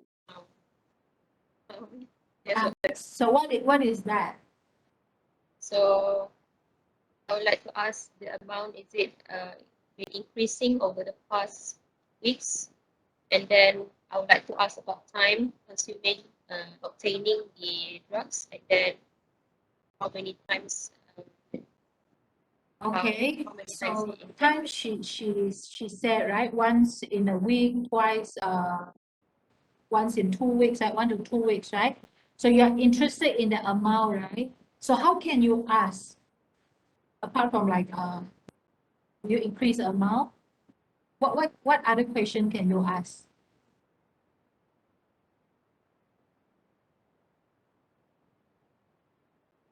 Do you interested the money she used? Yes, doctor. So what is that? How many ringgit that he spent? How much, right? She spent, like, is it increasing, right? Okay. And typically they got methamphetamine in straw, right? 1 straw, 2 straw, 3 straw. Okay. How about the method she used? Intravenous, right? Because there is an injection mark here. So do you suspect? What do you suspect here? If she told you, if you ask, like, how about previous, how you use methamphetamine? She said, oh, previously I smoked. I smoke. But now I inject. So what is that telling you? Increased tolerance.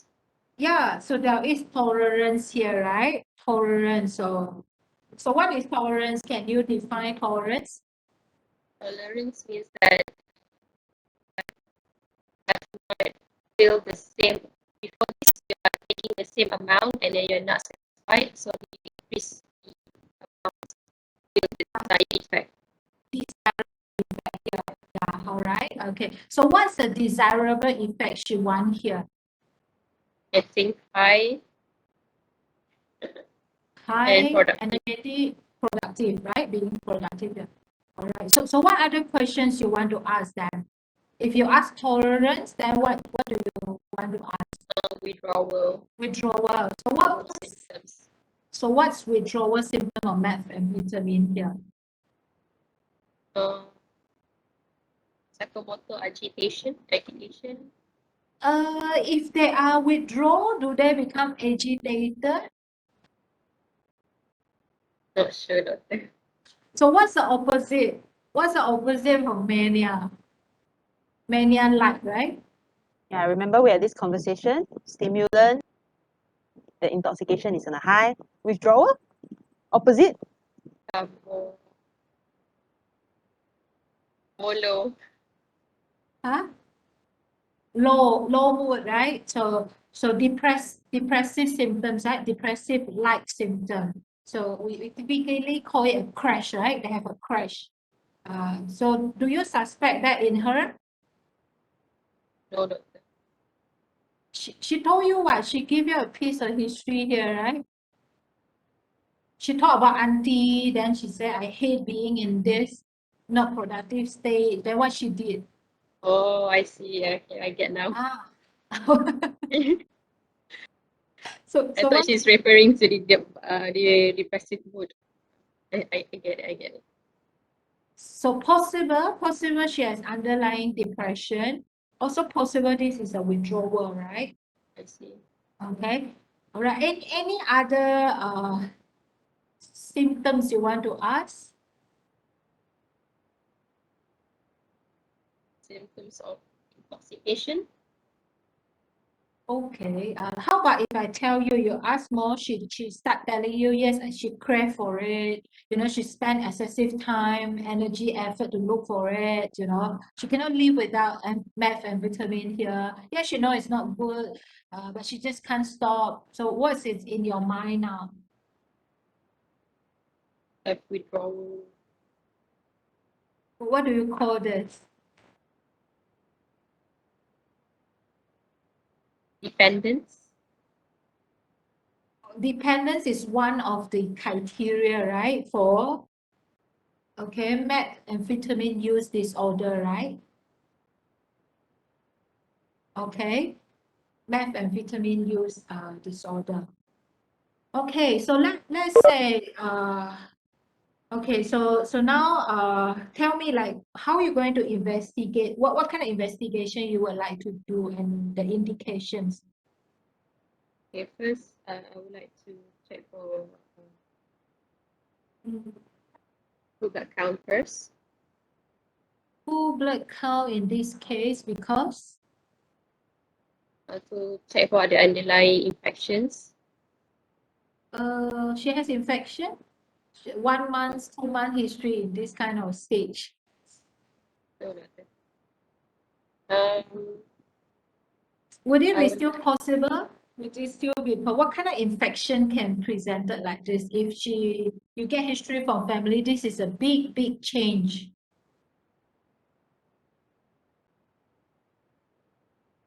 HIV. Pardon? HIV. Okay, encephalitis, right? It can be due to HIV or it can due to other virus, right? Or limbic encephalitis here, right? That they can have a bit of long history, right? Okay, what else you want to do? Urine drug screening for Okay, all right. drugs. And then I would check for liver function test. So indication, what was the Okay. indication? Liver function test to check for hepatitis, transaminitis because of the Hep B, Hep C virus. Is she having Hep B, Hep C? Possible because of the injection marks. Okay, so then your indication is because of intravenous use. So there is likelihood of liver impairment here, right? Okay, so what else then? Uh,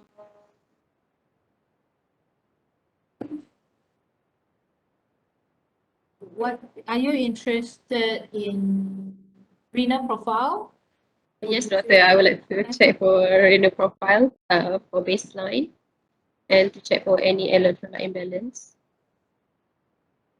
Electrolyte, okay.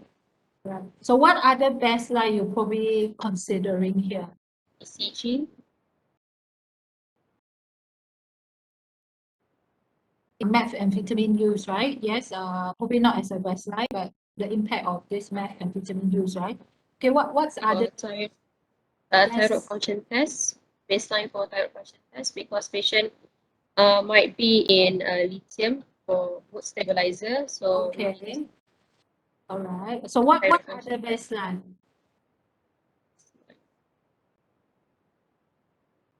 What's other baselines in she CG, blood investigation? blood investigation. What's other baseline? Can other students put in a chat? What's a possible side effect, right? The medication that you are going to use.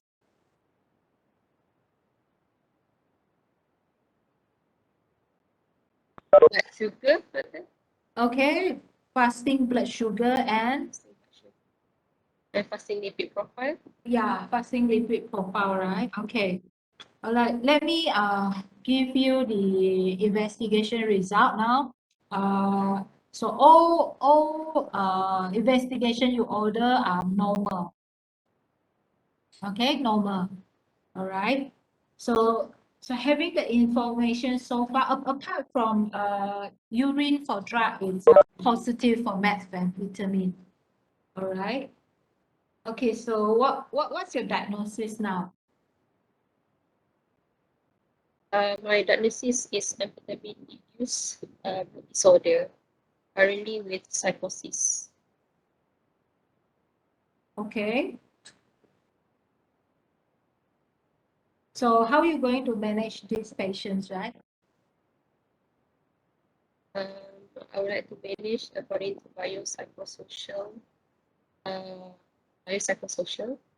And then for the bio, I would like to check for the level of Bio manage the investigation, you have done investigations, right? So yeah, talk about the intervention now, right?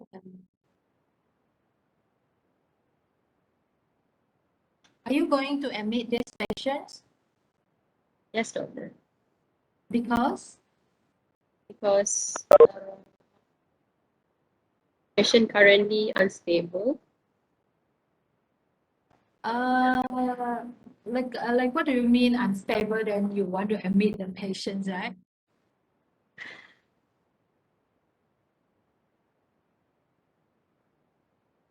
I'm confused, doctor. Is it I need to treat the amphetamine or treat the bipolar? All right. So if you admit the patient, what's the indications here, right? Do you think she need a detox here? I think so, yes. Yeah, so you can admit for detox, right? And what kind of risk that potentially she has here? So you want to protect her. Risk HIV, Okay. risk of If she tell you, right, she post all kind of thing in her social media. She start preaching about her idea in public. So what was the risk here? behavior risk, Risk of ruining her reputations, right? risk So of you really want to admit her because you know she's going to be outside and she's going to do lots of things she regret later, right? So those are indications for admissions, right? Okay, so what's next?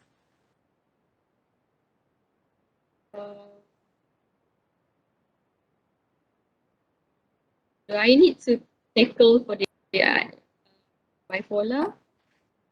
What do you think? think She so. preaching her idea in public, you know, she So I will posting very start. offensive. I will start patient on mood stabilizer, preferably lithium. Lithium in this case. Is that your okay? We just keep with mood stabilizer. All right, you're going to start her with mood stabilizer. All right. Okay. How long? For Do you think this is long term or short term? long term, doctor. long term. Just now you tell me is a methamphetamine induced mood disorder, right? Yes, Then what make you say this is long term then? Okay, we will come to that. We will come to that. So what other intervention you're going to provide here? for the psychosocial,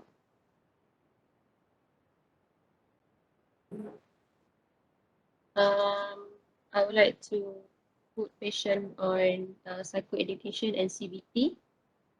Also, patient on mood diary and IPSRT. Okay, in fact, time's up already, but we just complete this part lah. What is more important here? Methamphetamine positive, injection part here. Uh, So what do you want to offer apart from psychoeducation?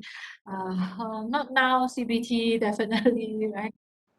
I would like to give patient on stages of change model and motivational. Yeah, motivational interviewing, right? So go and read about what's motivational interviewing. So it is very important in this case. Okay. All right. Let me ask you a question now. Would it be possible that she's still having bipolar disorder? Even now she's methamphetamine positive. Would it be possible? Yes. Yeah, it's possible, right? Yeah. So why you say it's possible, right? How about other students in the chat box, right?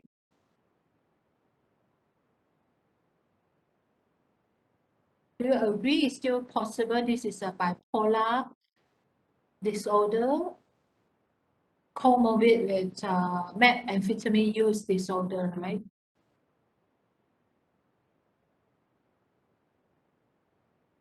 In fact, they can have comorbid, right? And bipolar disorder, they typically involve themselves in a lot of not a lot like substance use or so because they experience the high and low. So sometimes they really want to keep the high. So that's ended up they use substance here. So comorbidity is common in bipolar disorder. So whether this is long term or short term, it really depends because she need to have a period of totally out from methamphetamine for quite long. Let's say she already out for methamphetamine for very long. She's not on this, but she still get this kind of episodes. Then you know that this is bipolar disorder.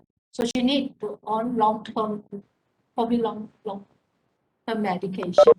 But after she stopped taking methamphetamine, all this gone, never occur again.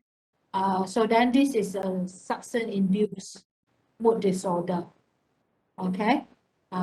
So in real life, can be quite challenging managing this kind of case. So sometimes you need to follow up a bit longer to kind of like get the diagnosis at the end. So I would say I will still discharge her with medications, but I will work very hard with her in terms of the motivational interviewing part, right? To help her to cope a little bit different, to cope differently with her mood here. Okay. So doctor, you mentioned that mood stabilizer can be given, but then not lithium. So give sodium valproate instead or galmotrigine. Yeah, in this case, I want to choose lithium for because there is a lot of side effect with lithium, especially long-term usage here, right? So I will choose sodium valproate, or in this case, because of the psychotic symptom here, I would also even consider like olanzapine. Maybe not a good choice because put on weight, So I would choose like aripiprazole, other mood stabilizer here. Okay, but sodium valproate might be one of in my list. But in lady, you get a little bit concerned on the gynae part, right? For sodium valproate, so can be a bit tricky here also. But it's okay. I think in your level, you just mentioned mood stabilizer is good enough here. Okay, and it's very important to get the concept And IPS actually still apply in this case because building a structure is very important here and getting supportive figure is important here. Okay, so thank you, Farah. A little bit more challenging in this case, I would say, compared to the case just now, right? I would say kind of still pass, but not very good pass lah. Like so pass. Uh, so probably I can comment a bit about like how to go about if you get this kind of very talkative patients, right? And generally about the interviewing technique also. I think just now maybe I go to the question first, right? Or Amanda, or have kind of answer, or is there any question I need to? I mean, I've addressed quite a number of them. Okay. But if any of you have any follow-up questions or you feel like you don't really get it after I answered, then you can just type it in again, you know, any clarifying questions, and then Dr. Lai can go from there. I think I haven't answered Shaundari's one here. For complete diagnosis, do we need to mention current state of patient? Blah, blah. Yes, if you can, right? Yeah, okay. Yeah, you can stay in many phase, right? Okay. Hydrations and certain medication like that. So Wei Ying is talking about, is that answering my question? I don't quite get it, Wei Ying. You want to clarify? Yeah, I think she's asking what is the process of detox, is it? Oh, all right. Oh, okay, detox, right? All right. Yeah, you kind of like want to get this patient for the acute management of whatever substance she's taking here, you know. So for methamphetamine, you do not have the antidote here, right? But for alcohol, you probably need to do a little bit more here. You know, for alcohol, they need to give diazepam. And hydration, it depends. If patient is not dehydrated, you probably do not really need it. But just get her out from that stage, right? Like giving her that opportunity to kind of reconsider, getting the mind a bit clearer here. Okay. And continue to work with her. Like, this is a bright, intelligent lady here. So she has, probably she's very artistic, a lot of asset here. So we definitely can engage with her in that way. So get her to get that out, even in the word, right? For the artistic part, right? Okay, mood congruent. Mood congruent, that's if you put your diagnosis at bipolar disorder. So in fact, in this kind of case, right, I would say it really depends how you argue the diagnosis. I won't penalize you if you put your provisional at bipolar disorder in manic phase, comorbid substance use disorder. It's still a very reasonable diagnosis here. So it's how you argue. So if you put bipolar disorder, then you say with psychotic features, so mood congruent. Okay. But you won't get penalized whether to the specifier in that sense. Maybe the examiner will kind of ask you, is this mood congruent or incongruent, right? Okay. Yeah. I don't go into the detail. There is some implication is mood incongruent, right? So there are other diagnoses that in your mind also. Like probably psychotic disorder will be high in your list here if this is mood incongruent psychotic features here. Okay. Yeah. Okay, so let me go to the interviewing technique for Malvina. In fact, you can try to, no need to like, may I know, no need, like just ask, just ask, and try. I think both of you this won't really make you fail, but it will really increase your mark is if you can be more engaging with the patient. I think both of you kind of really want to complete the list, you know, like so a lot of time you are not really following the patients here. So I think many opportunity you can engage with patients, like saying things like this must be hard for you. This is so overwhelming, you know, like for panic, right? For psychotic, it's like you can wow that's yeah you think really fast here. I can't really follow you here, you know. So then that's a racing thoughts here, right? And you actually kind of telling the examiner, see, I get it, you know, like the, the psychopathology here, right? So yeah, so you kind of mentioned that, right? Probably I can comment a little bit more like for Farah. Uh, yeah, sometimes we get a little bit like anxious here when we get a very talkative patient, but view it as an opportunity. It saves your work a lot, you know. So since she can really offer you lots of symptoms here, right? So you more like just want to kind of confirm that symptom. So I would say you need to be very clear already what is many symptoms. You know, like inflated self-esteem, the grandiose delusion, racing thoughts, you know, distractibility, increased goal-directed activity, activity with painful consequences. You already in your list, you know what to ask under that subtopic here. Reduce needs of sleep, you know. So every time when she says something, you just need to just tell, oh, so so I can see like from your point of view, like sleep is really a waste of time. So I wonder how long you sleep. 1 2 hours, you don't sleep at all.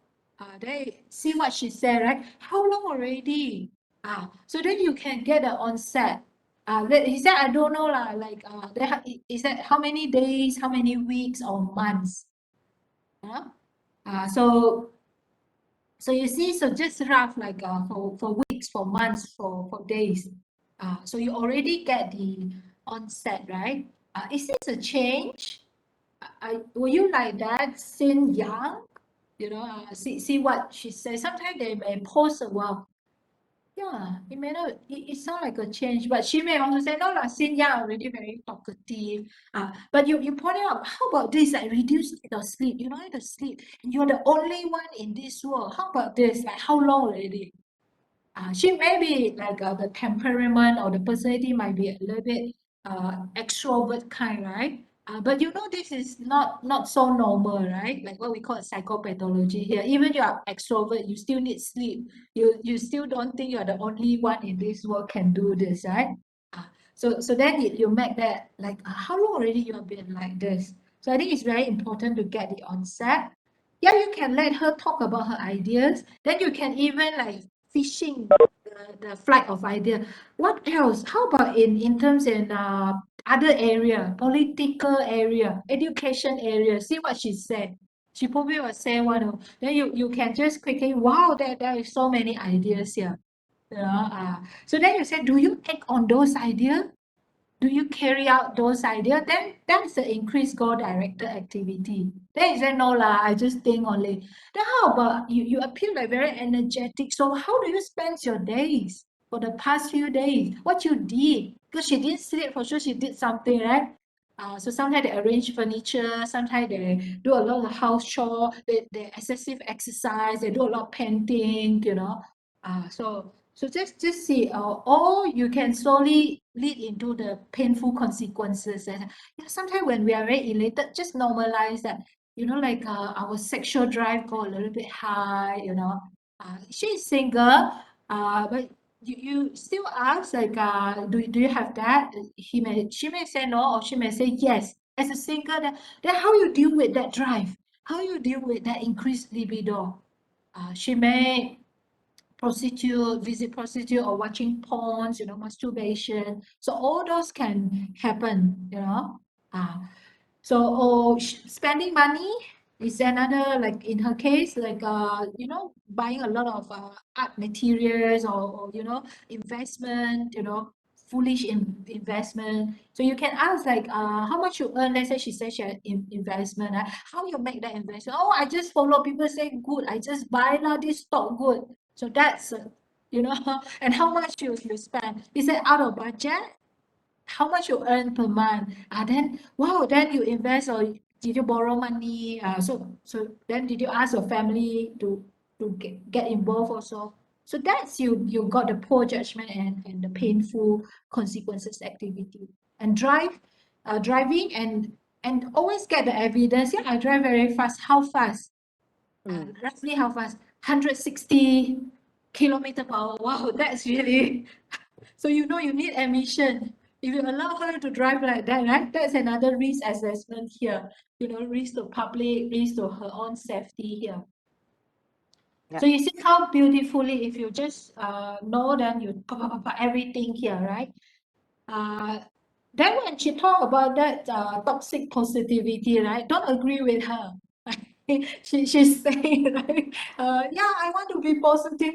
I agree with you. No, don't agree with her. That's not very healthy, right? In fact, that's one way she's not well because she only want the positive feelings. And as a normal human being, we our emotion is like the whole range, right? Cannot just be positive.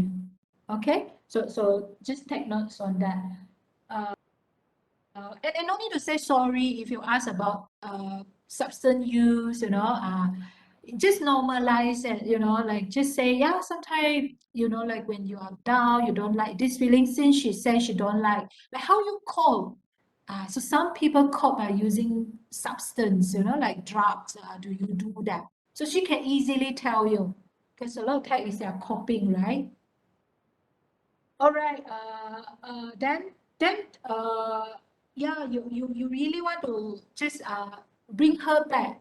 I'm really interested in understand how you use methamphetamine. So you can, you know, use questions that like get her interest here, that you want to talk more about, especially if you can see this is how relevant to her. Then she got it. Wow, this is someone understand me. So she's willing to follow you. Then when she asks you, right, do you want to take it? You don't have to answer that actually, like, sorry, no thanks, you know, no need. You just Yeah. say, Redirect. you can just validate like, oh, you sound so enthusiasm in this, you know, like oh, I can see you get those kind of effect, you know, like so then you can actually easily change it into a depressive question. I wonder, is that very difficult period? Like you sound like you have a 180-degree different experience here. You feel very down. It must be a very rough experience until you need math, right? Then she probably like, wow, you got me here. Then she will kind of want to follow you and kind of open up and talk a little bit about that rough period there. You know, depressive episode kills, right? You know, it's very painful, very it's a yucky experience, it's a very awful experience. But you can easily just redirect that, you know, like so I hope that help you a bit how to bring patient back to the because it's very important to get the depressive episodes in this kind of case. So those are typical questions like 180-degree different kind of experience here. Do you experience that? Like, because in her case, very likely up to a point she need to use substance, right? That give you a point here. This is not a normal low mood here. Okay, and when she talk about auntie, I think no need to waste your time and say auntie getting a treatment or not. She already told you auntie kind of having depressive episodes, right? I would say because you didn't get her depressive symptom, why not spend time on that? You know, like quickly catch the opportunity. Oh, you experienced something similar like your auntie. Tell me a bit more about that. Right on that. You know, like then kind of like, oh, I didn't ask that. Now I have opportunity, you know. So you kind of like follow that. So when she say like again opportunity to ask her when she said, oh, people think I'm very unrealistic here. Tell me more about that. You know, like what make them say is unrealistic? What you say, what you did. You know, so then you can easily see the impairment there. Probably the functioning impairment here. What you did, what you say, how you do that, how you know, like I pen then I just, you know, I think people will know me one, like, you know, money will just come in. So that's unrealistic, right? Or, yeah. Or I just give big discount, you know, like last time one drawing I sell like few hundred. Now I'm happy. So I sell one ringgit online, you know, so that's kind of unrealistic here, right? So easily change that into like missing info here. Okay, so can you follow me? Okay, so then your presentation, just a bit of comment. You need to organize your. I think Farah mix up like the history part and the mental state examination part. So separate that. Okay, so history. In fact, in your presentation for your final professional exam, you don't need to talk about the MSc. You just focus on the history part. So organize it into a cluster of symptoms here. Okay, talk about manic episode, talk about drug use, talk about depressive episode, even though depressive is a relevant negative. Then talk about organic symptoms, fever, infective, you know, like sign and symptom here, even though here is a relevant negative here. Okay, so group thing, then the functional impairment. So you talk about functional impairment, then talk about risk assessment here. They can be quite closely related because when they have impairment in their functioning, that can always, you know, like a risk of ruining her own reputations here. You can just follow, you know, like after you talk about this, and you follow. You know, like probably she posted offensive comments online, or you know, like how she behave in public. Maybe yes, maybe no, because in bipolar 2, then no. In fact, she really can draw better, you know, in bipolar 2. You know, during the manic hypomania, hypomanic episodes, right? She can draw even better. So let me ask you a question. Then do you treat hypomania? Since they have no functioning impairment, right? It's would stabilize also. Why you still treat? What's the logic, right? Patient have manic symptoms, still have hypomania. Because hypomania can progress ahead. And usually in hypomania, right, you still treat because they are mainly in depressive episodes. So they can very easily go to this depressive episode if you do not treat them.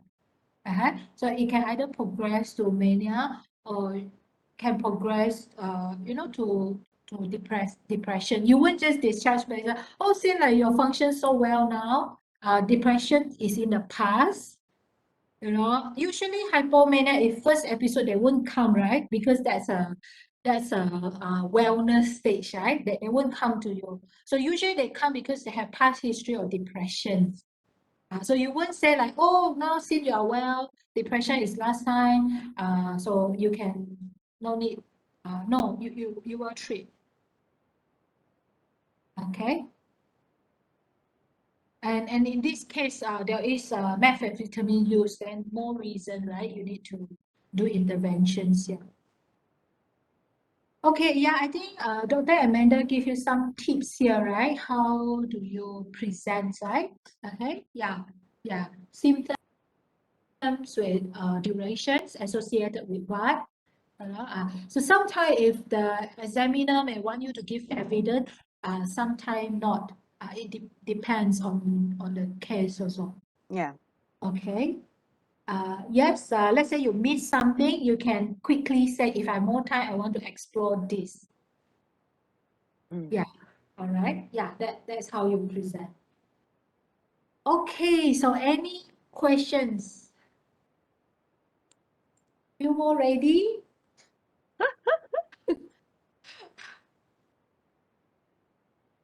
Okay, Ka. The idea is, I think what your knowledge is there, but you just have to organize it.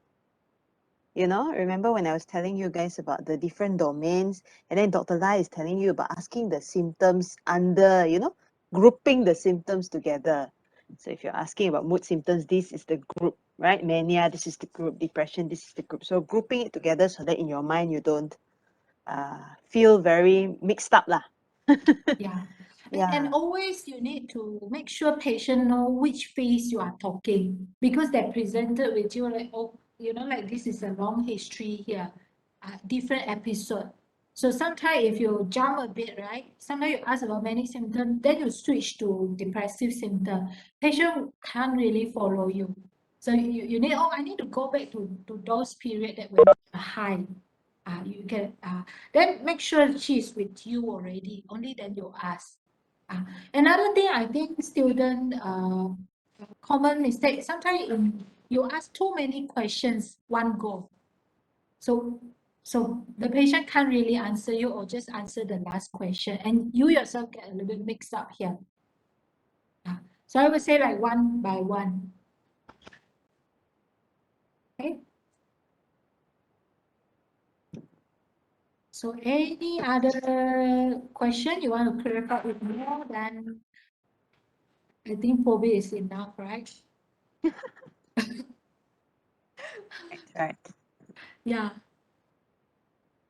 Any questions? If no, maybe you just type like okay, or like to show us like yeah, it's okay, please. Yeah, or like kind of thumbs up here, right? Okay, all right. Okay. Yeah. All right. So thank you very much for your time, and thanks Dr. Amanda also for the hard work here, right? And yeah, and all the best, and all the best. And usually it's quite easy to pass psychiatry case, I would say, in clinical. As long as you are not too out lah. Like you don't tell me like anxiety disorder, you tell me like schizophrenia. So that's really like very out lah, I would say. Yeah. Okay. Or like this mood case, you tell me like anxiety disorder. So or like psychotic, you kind of miss that the main thing here. Then probably you, or when we ask about risk assessment, you can't answer at all. You're not sure what's the yeah, or like a lot of question like no answer, then probably like baseline investigation, diagnostic investigation. As long as you can tell, and some kind of biopsychosocial, then it's okay. Small little detail, you're not sure whether inpatient, outpatient, I think that's come with a bit of experience. I think that's why, small detail, what type of medication you use, that's more like a distinction questions here. So it's fine. So I think it's a principle. Okay. All right. So if no more questions, so thank you very much and bye-bye. All right. Thanks, Dr. Lai. Yeah, Thank you. I have a couple more topics that we are covering, so we'll that one lah. I mean, couple more topics that I'm covering with them. So, from this morning, tak sempat. So we'll So just you all going to continue? no, just I think a couple more lah. They wanted to continue, or if not, if you guys are exhausted and want to do another day, we can do it another day as well. After all, it's not a lot of topics, so it shouldn't take long on other days lah. Okay, so you guys decide. I mean, do you guys want to continue or what? Or you like stone out already, or you want to take a day or two to process and then come up with further questions, process, practice, and then you can, I don't know, your call guys. Nak sambung ke macam mana ni?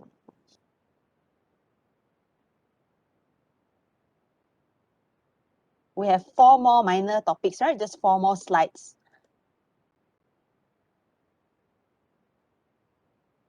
Sambung saja kah? Okay. Okay. Amanda, do you need me to be here or? No, that's okay, No, Dr. Lai. Yeah, All just right. settle So, it. okay, so I thank you very much. I leave first. Thanks. Bye bye. Thanks, Bye. Dr. Lai. Thank you. Thank you. Thank you, doctor. Thank you. Thank you, Bye. doctor. Bye. Okay. Hey guys. You guys are okay nak sambung ni?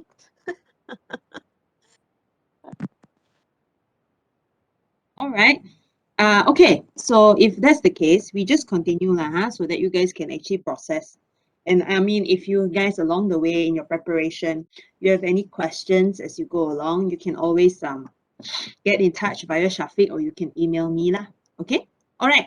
So come, let's continue with the remaining 4.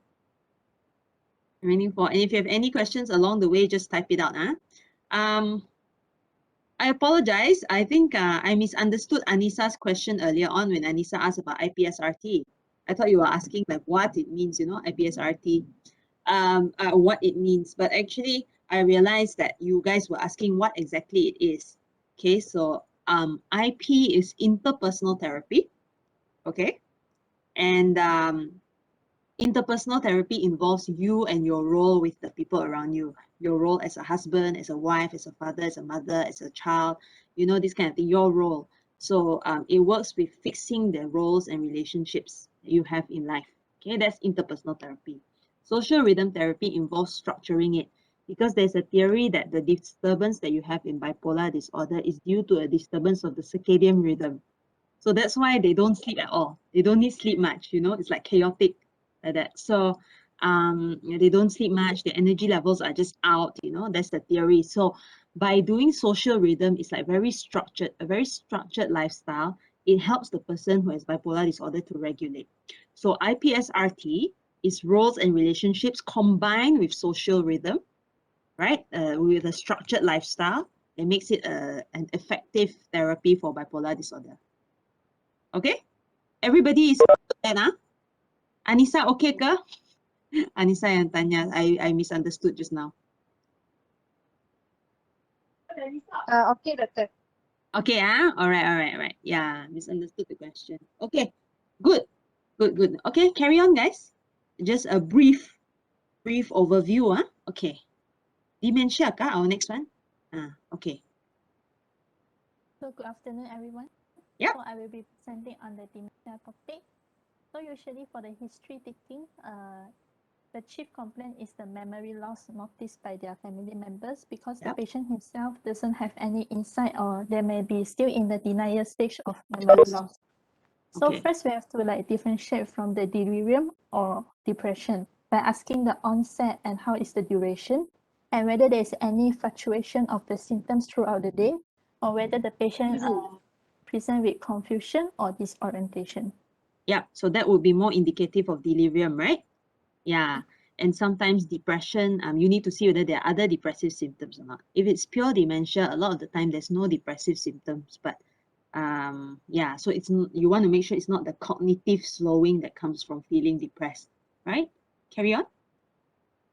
Next, we have to explore the extent of the memory impairment by asking whether the patient got any get lost in the familiar surrounding before, like whether they have often misplaced the things, which they may have delusion of the thief, like if they misplace the things and then they can't find it, they will thought other people already taken their things. And then whether they can still recognize their family members or not, and also can ask about the details about their family member, and also can ask them the recent or the past event that have already happened. And then but we must confirm all this happened after the onset of memory impairment, not because of the patient carelessness. Yeah. And then we must assess the independent activity of daily living of the patient. Like it will be affected in the mild stage of the dementia, which is example is the driving or going for grocery or paying bills. Yep.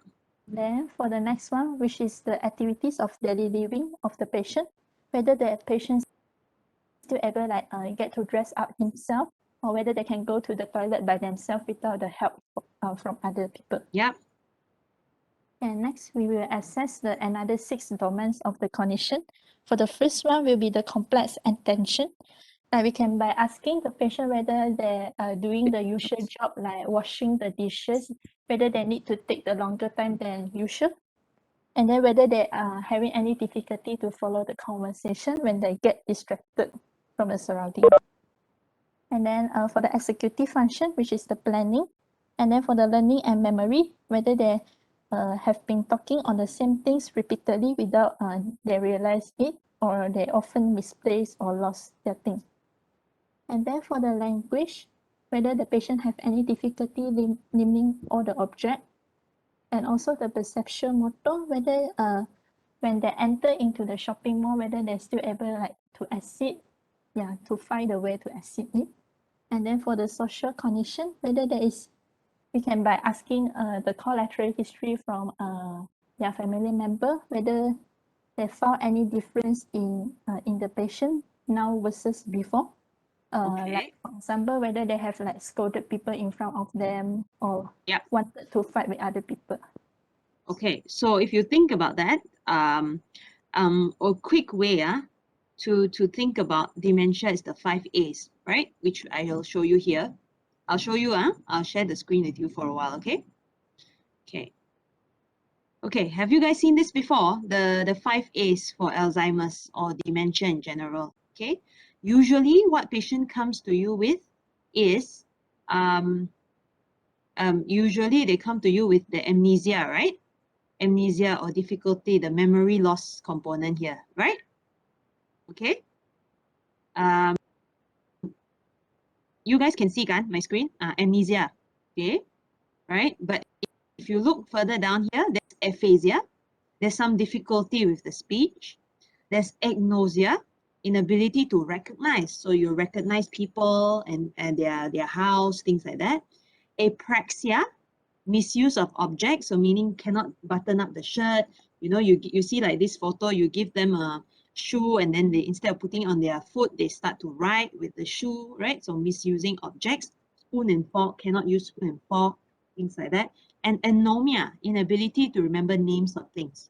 So if you think about the 5 A's, it's a simple way to remember. You're sort of like covering all the domains of cognition that Shi Hui presented earlier on. Okay, so always look it up, the 5 A's, and that's a good way to remember lah. Okay, can carry on.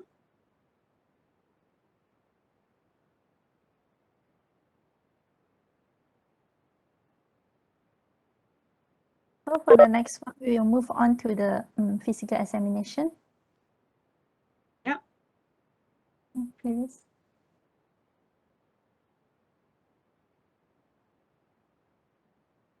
Yep, we are seeing the screen already.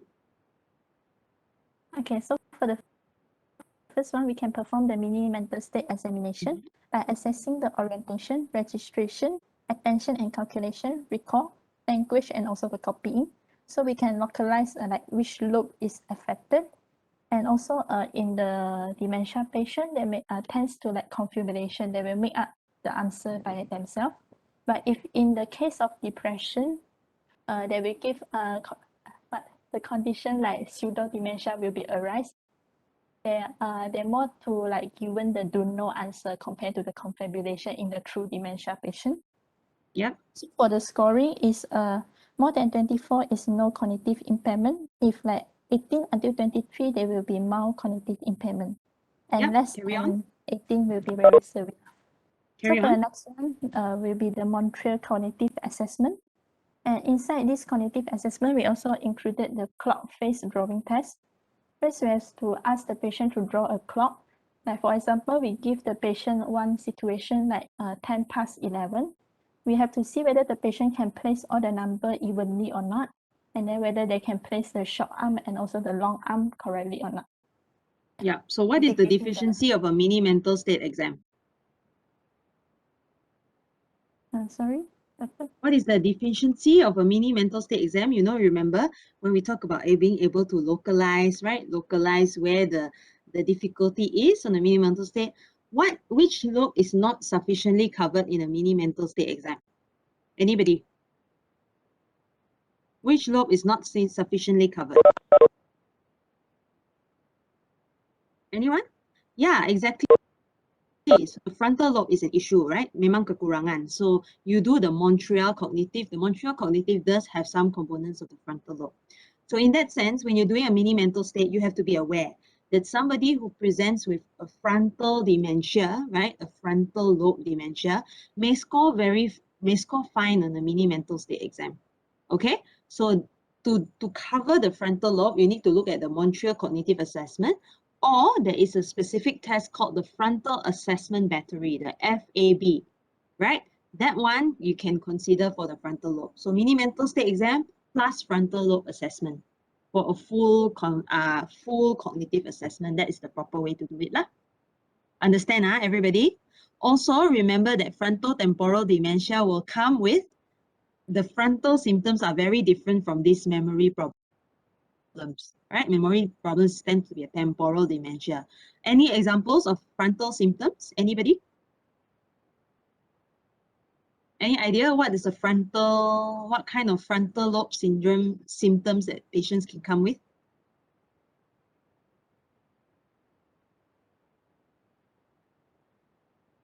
Anyone? Personality change, yeah, poor judgment, poor planning, being very inappropriate, right? Like old man going to the shop and then just like talking very inappropriately to the young waitress there, you know, or just pulling down the pants and passing motion in public, that kind of thing, right? So and this is usually a major complaint for people who come with frontal dementia. The family cannot tahan because it's too embarrassing and too inappropriate, right? Okay, good. So if a patient comes like that, you must know that your mini mental state is not enough. You need to add on a frontal assessment battery, or you may consider using the MOCA because MOCA does have some frontal assessment. Okay, clear, everybody? Okay, all right. Are we okay? Good. Yeah, so carry on, Shi Hui, briefly through the investigations and management, just the relevant stuff. Okay, so for the investigation, we must find out the underlying reversible cause for this dementia so we can treat it. For example, like the full blood count for any presence of anemia, and only evidence of the liver disease that contribute to the hepatic encephalopathy. And for the renal function test, it can be added as the baseline before we starting any treatment. And then for the thyroid function test is to rule out the hypothyroidism. And then for the VDRL screen to rule out for any neurosyphilis. And then vitamin B12 and folate to test for any deficiency. And then for the CT and MRI brain, we can actually look for whether there is any presence of space occupying lesion in the brain that contribute to the dementia or just truly dementia, atrophy of the brain lobe. Or vascular dementia, right? Small mini strokes throughout the brain, small infarcts can indicate, and white matter changes can indicate some sort of vascular dementia, especially in people who have. So that means that in your blood test, you will need to check for vascular risk factors as well. So things like fasting blood sugar, fasting lipid profile, okay? People who have poorly controlled vascular factors can have vascular dementia also. Okay? Okay, good. All right, carry on. Okay. So for the management, usually is provide the symptomatic relief. First, we will give given the patient an acetylcholinesterase inhibitor. For example, is the rimastimide. It will help to increase the level of the acetylcholine, thus improvement in the cognition function and also the global function. Okay. And then if this acetylcholinesterase inhibitor is not enough for the symptomatic relief, then we can add on another drug like the NMDA antagonist, which is the memantine. Maybe you change it instead of adding on. Otherwise, elderly people cannot tahan too many medications. We change it because memantine is for moderate to severe dementia, so it's like next level lah. Okay, carry on. If the patient presented with the behavioral or psychological symptoms of dementia, we can consider starting on the antipsychotic such as the quetiapine, or we can start the psychosocial intervention for the patient. Yeah.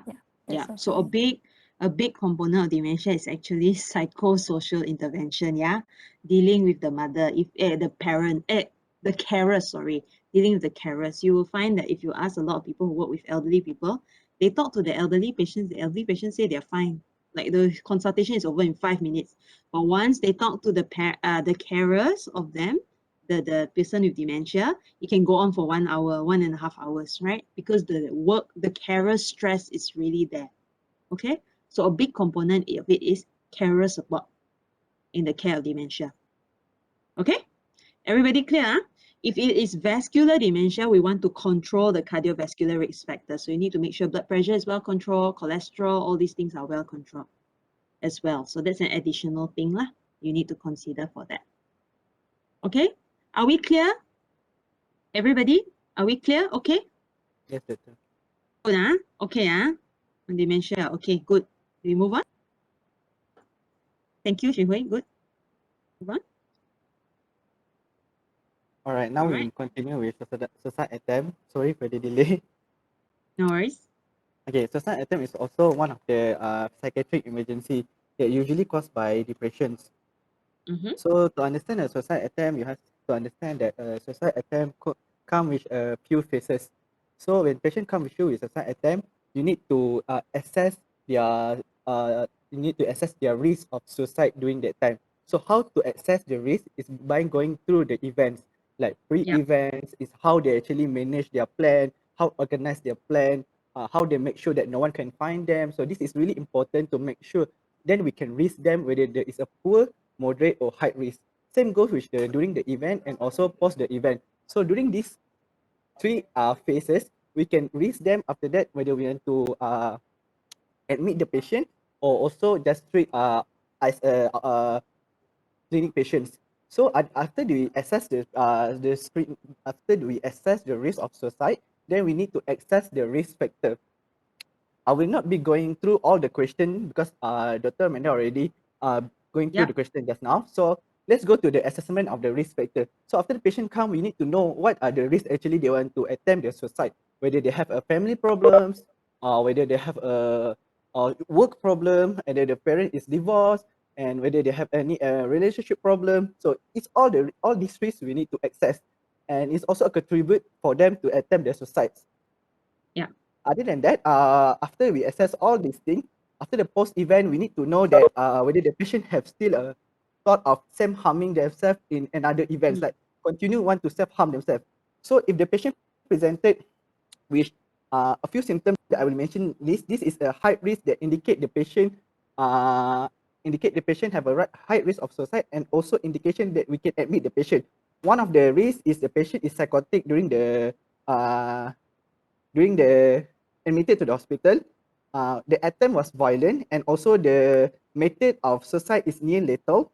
And then he or she also take a precaution to avoid any rescue or any discovery during that time. He also have a persistent plan or also intense plan for the suicide attempt.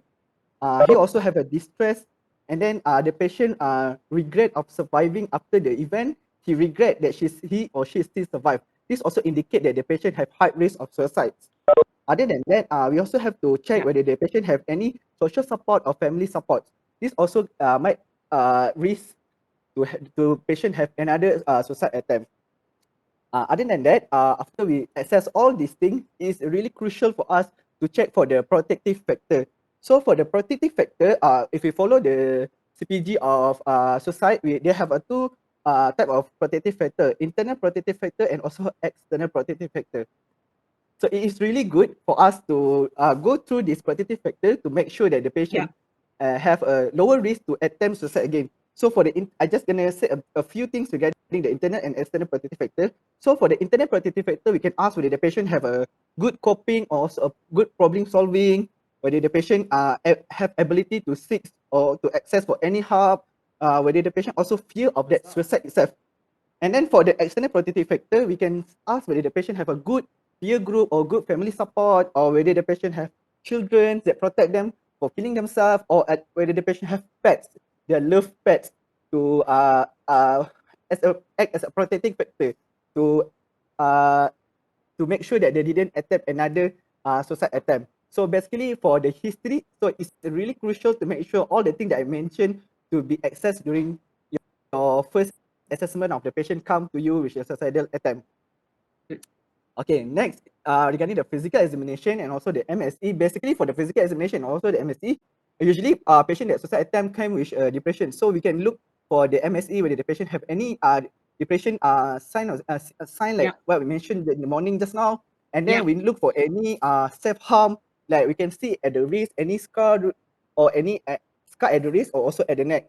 Yeah, so important here is not just depression, but you mentioned that actually being psychotic at the time of making the attempt is dangerous, right? Psychotic or intoxicated, these two. So you do need to look for any signs of psychosis or intoxication. Okay, because in psychosis, you lose touch with reality. So you just buat only, don't think. When you're intoxicated, also you do only, you don't think. So these two are risky. So you need to observe for those as well. Okay?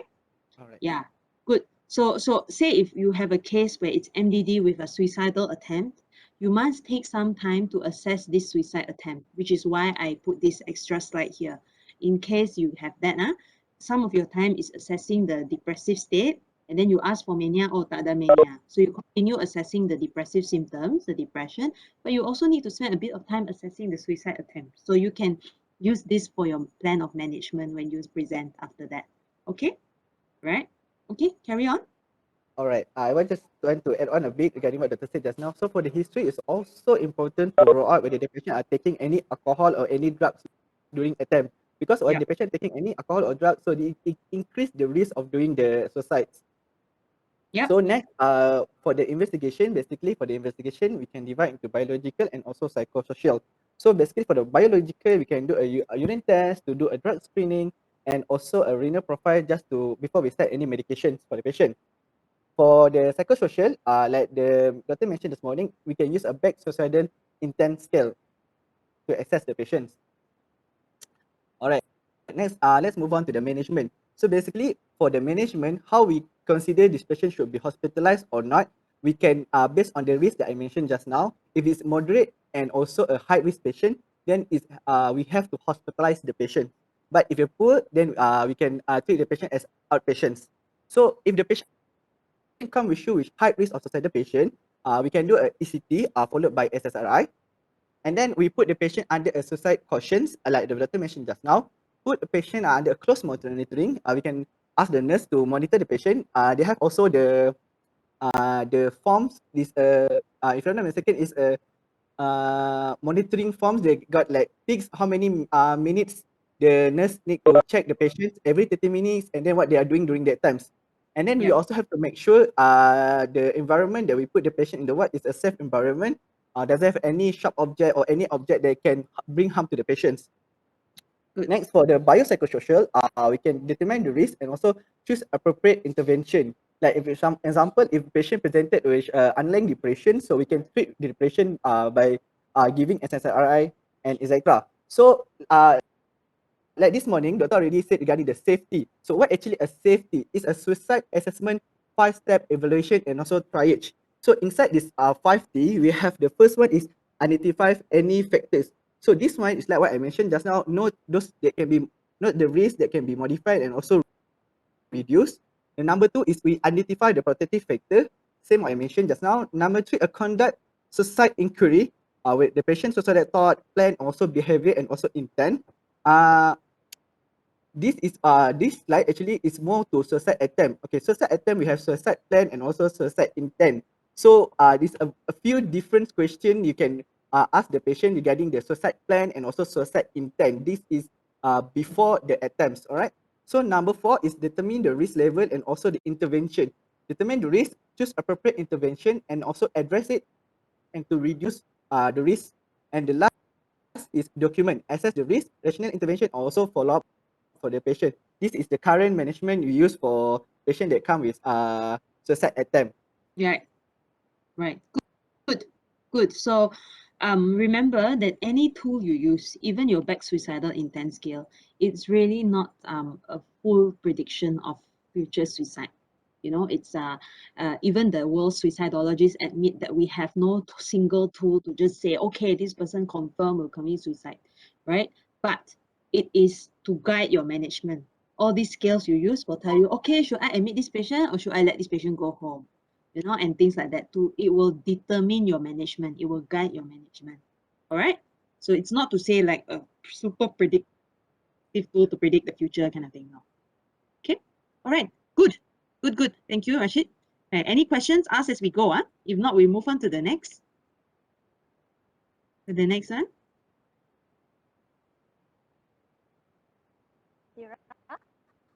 Is my voice clear? Yeah, yeah. A bit soft though. You need to up your microphone. Anything?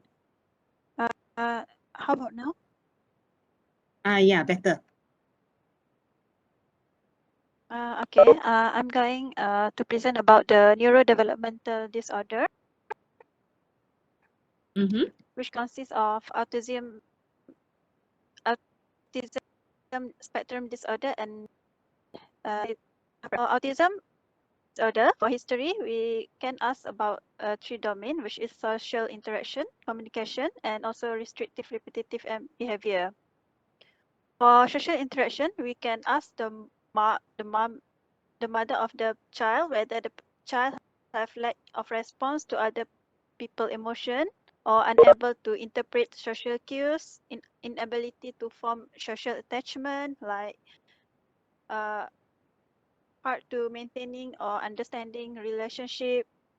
For communication, the autism patient can manifest as delayed or minimal expressive speech, impairment in make-believe or fantasy play, lack of social gesture, and also conversational skill tend to be one way.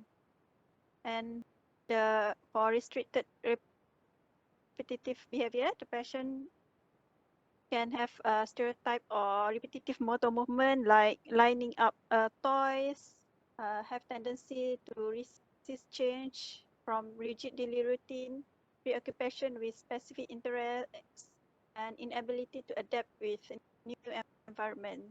Based on DSM-5 criteria, when the patient must have persistent deficit in social communication and social interaction, like deficit in social emotion reciprocity, deficit in nonverbal communication behavior, and deficit in developing, maintaining, and understanding the relationship.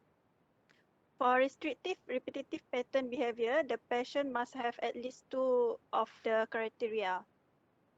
After that, all these symptoms must present in early developmental period, and the symptom must cause a clinically significant impairment in social and also important areas in functioning, and it is must not better explained by any other intellectual disability disorder. For mental state examination in autism spectrum disorder, we can see poor eye contact, lack of interest in others, lack of pointing skill, difficult developing language skill, repetitive behavior, unusual encompassing preoccupation, unusual sensitivities. For investigation, it is a clinical diagnosis, and we can determine the severity of the autism spectrum disorder by using childhood autism rating scale and also autism diagnostic observation schedule. Good. For management, we can do psychoeducation, occupational therapy, speech therapy, educational assessment, and also school placement, and also lastly applied behavior analysis. Yes, but don't forget, remember Is about the one investigation, hearing test. Must hearing. always, in these cases, remember to do a hearing test. You want to make sure it's not a hearing or visual sort of problem. So it must be done. Okay? Hearing test for everyone. Yep. Good, good. Okay, carry on. Okay. ADHD. Carry on for the if patient have for ADHD, we can ask the question like whether the child have a short attention span. If based on DSM-5 criteria, the child must have persistent pattern of inattention, or hyperactivity, impulsivity. And this intention symptom must be at least 6 months. And the child must fulfill at least 6 criteria in the DSM-5, which I not include here because it is very lengthy. Yeah. The criteria are fail to close attention to detail and make careless mistake, difficult sustaining attention, not listen when speaking to him, not follow instruction, difficult to organize tasks, avoid, dislike, and reluctant in engage in tasks, loses things necessary for tasks, easily distracted, forgetful on daily activities. That is inattention symptom. Okay. And the child also may have a hyperactivity and impulsivity, at least 6 in the DSM-5, at least for 6 months. The criteria are fidgets with or taps hand, feet, lift seat when required, when remaining seated is expected, run about or climb in a situation where it is not appropriate, unable to play or engage in leisure activity, often undergo acting, talk excessively, blurt out answer before question been completed, difficult to waiting for his turn, interrupt and introduce others. Yeah. Okay. And Okay, we so must also enough to remember that inattention, you got a few symptoms you need to be familiar with. Hyperactivity, there's a few you need to be familiar with. Okay, carry on. Carry on. Mental state. it, oh, for mental state, the child will be fugitive, impulsive, and restless person. Mood may be elevated, speech normal rate but louder due to impulsivity, thought process normal, concentration and storage into recent memory might be affected. Right. For the investigation, we can it is clinical diagnosis. We can examine the severity by Corner's rating scale, and also in adult, we do diagnostic interview for ADHD in adult DIVA questionnaire. Yeah. For management, we can do Another thing, psychoeducation. another thing to include in your investigation, apart from hearing test study kan for the both of them, is actually to get a school report. You can get a school report as well, right? Because you want to make sure that these conditions in order to be truly a pure kind of condition like this, it has a pure neurodevelopmental disorder, it must be present in a few settings. So not just at home, but at school as well. So getting a school report is one way to know this lah. Okay, because if the patient, the child doesn't talk only at home or is only inattentive at home, but it's okay at school, then maybe he wants his parents' attention or something like that. Maybe it's not ADHD. So you need to establish that it exists across a few, a few settings. Okay. All right, carry on. For management, we can do psychoeducation, behavioral management, like doing reward charts, parent training program, and give some medication like methylphenidate and also cognitive-based therapy. Okay. Yep. So methylphenidate is a sort of like last option lah, final option lah. Okay. So you will want to try other components first, all the management first, right? Okay. Good. Atira, anything else? Okay, that is all that in. All right, if we're okay, we carry on. Okay, thank you, Doctor.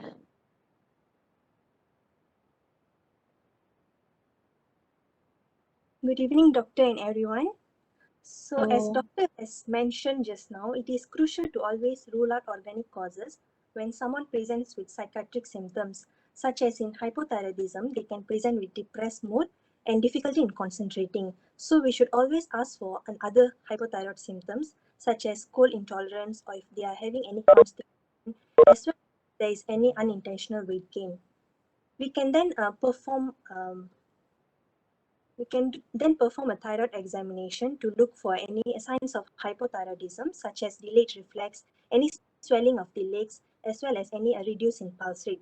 So we can further do a thyroid function test to look for any low T4 and a high TSH level. So if it is confirmed, then we can further manage it as hypothyroidism by offering levothyroxine. Other common organic Oh, so another causes. thing, right, Kitana? Another thing. So if you get this in a sort of like in a sort of station, right? Maybe they will present with some psychiatric symptoms, kan? Yeah. So in that case, right, your management has to concentrate not just on the psychiatric symptom, like say treating the depression or something like that, right?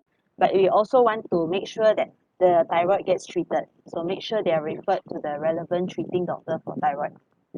Okay? Okay, doctor. All right. So so if you get this kind of thing, then you need to consider both things because usually when you treat the organicity, then the psychiatric symptoms may go away eventually. So maybe they will need the antidepressant for a long time. Maybe once the thyroid normalizes, then the depression goes away. So you guys need to, if it's something organic, we need to consider both sides to make sure we treat the organicity and then we treat the psychiatric part as well. Bearing in mind that one of it may, once the organicity clears, the psychiatric symptoms may go away. Okay, good. Carry on. Other common organic causes would be brain injury, in which they have changes in personality, any depressed mood or psychotic symptoms. So we can ask for any recent or previous head trauma, or if they were involved in any motor vehicle accident. So we can perform a CNS or cranial nerve examination and do a CT brain to look for any space occupying lesion in the brain. And we can further manage it by monitoring for the increased ICP or performing a craniotomy if needed. And other organic causes are like brain tumor, which can also present with depression, anxiety, psychosis, and personality changes. So we can ask for further ask for any constitutional symptoms such as unintentional loss of weight or loss of appetite, and if there is any family history of malignancy. So we can look for any motor abnormalities or sensory deficits in CNS examination and perform a CT brain or MRI to look for any further lesion in the brain. And also we should always think of delirium when a person presents with a clouded consciousness and impaired attention, because they can have a mood alteration and disorganized thought process as well. And the investigation and management is usually directed at the causes of delirium, such as infection, any drugs or metabolic causes. Also, always remember to rule out other organic causes such as hypothyroidism.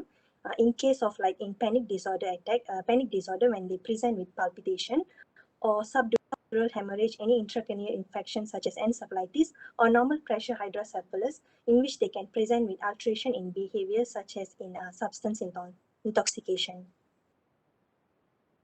Very good. Very good. So is that your last slide, Kak? Yes, doctor. Okay.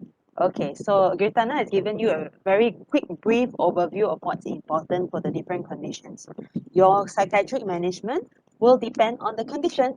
So if it's a depressive symptoms, then we treat it like a depressive episode. But you need to plus the management for hypothyroid, contohnya.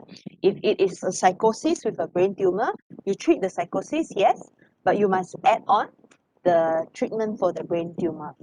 Okay, so refer to neurosurgical, things like that. Okay, if it's delirium, then yes, you must find the underlying cause and treat it. But in the meantime, while we are waiting for the underlying cause to be treated, then you may need to treat the psychiatric presentation. So the hallucinations, the agitation, right? You may need to give some low dose of antipsychotic. Bear in mind that in these type of cases, benzodiazepines and anything organic, basically, benzodiazepines can worsen delirium. Okay, so benzodiazepines, generally, we try to avoid benzodiazepines if you think you're dealing with delirium. All right, the better treatment would be an antipsychotic, even injectable antipsychotic we can consider using. Okay, all right. Benzodiazepines wasn't delirium. So if you think it's delirium, we should try to avoid benzodiazepines as much as we can. Okay, unless it's delirium tremens or alcohol withdrawal, then in those cases, benzodiazepine is a must. Okay, but if it's not, then if you're talking about delirium secondary to infection lah, secondary to electrolyte imbalance secondary to whatever, then you try to use antipsychotic. It will be better for the treatment of delirium. Okay. Okay, are we clear, everybody? Any further questions? Are we okay? Okay, all right. Thanks for bearing with the long day. I hope you guys have found the revision useful lah. Okay, I think the thing that can work the best for you in the SBCE, which we did just now, was actually to have things very organized in your mind. Okay, the information sounds like a lot until you put it into groups. If you put it into groups on paper and you stick it up somewhere, you keep on looking at it, it becomes a lot more organized, okay, in your mind. So I think that goes for a lot of medicine.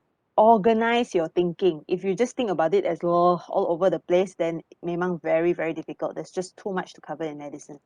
Okay, but you want to cover what is common, you want to cover what is dangerous. And in these two aspects, if you arrange things systematically, it helps you a lot. Okay, so get down writing, even in terms of history. Okay, I nak tanya apa dulu, want to tanya apa dulu.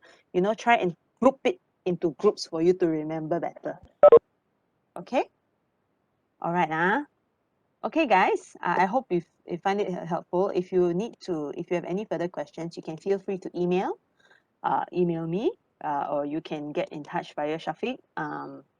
But yeah, all the very best. Okay? Yeah.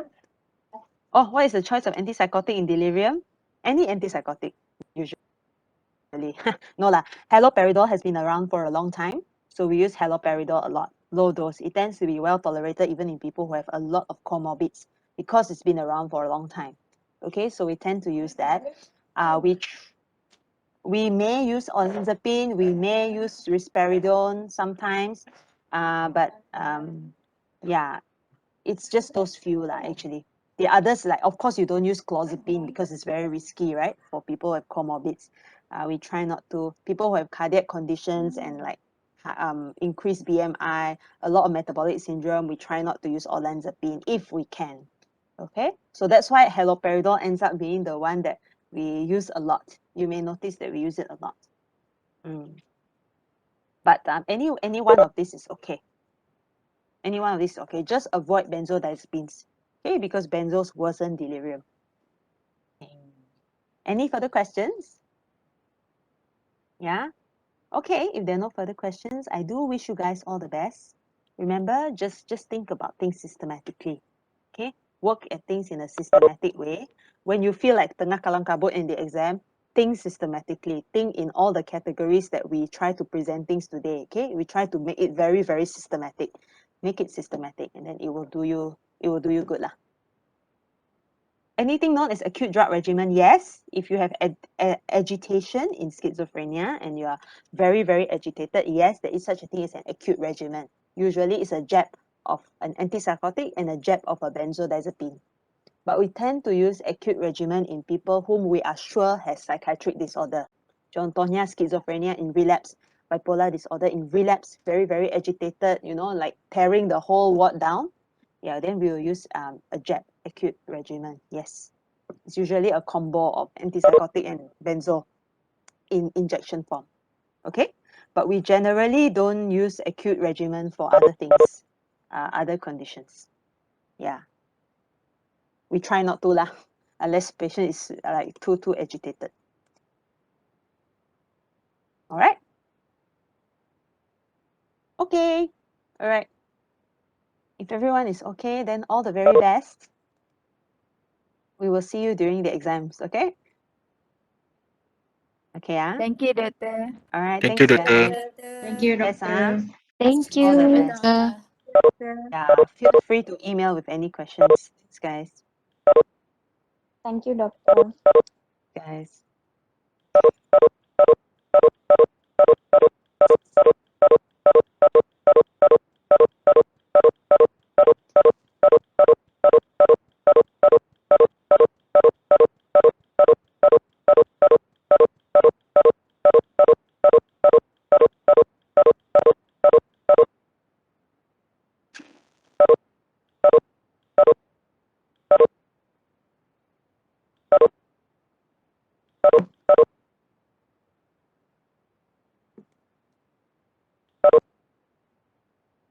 Sorry, doctor.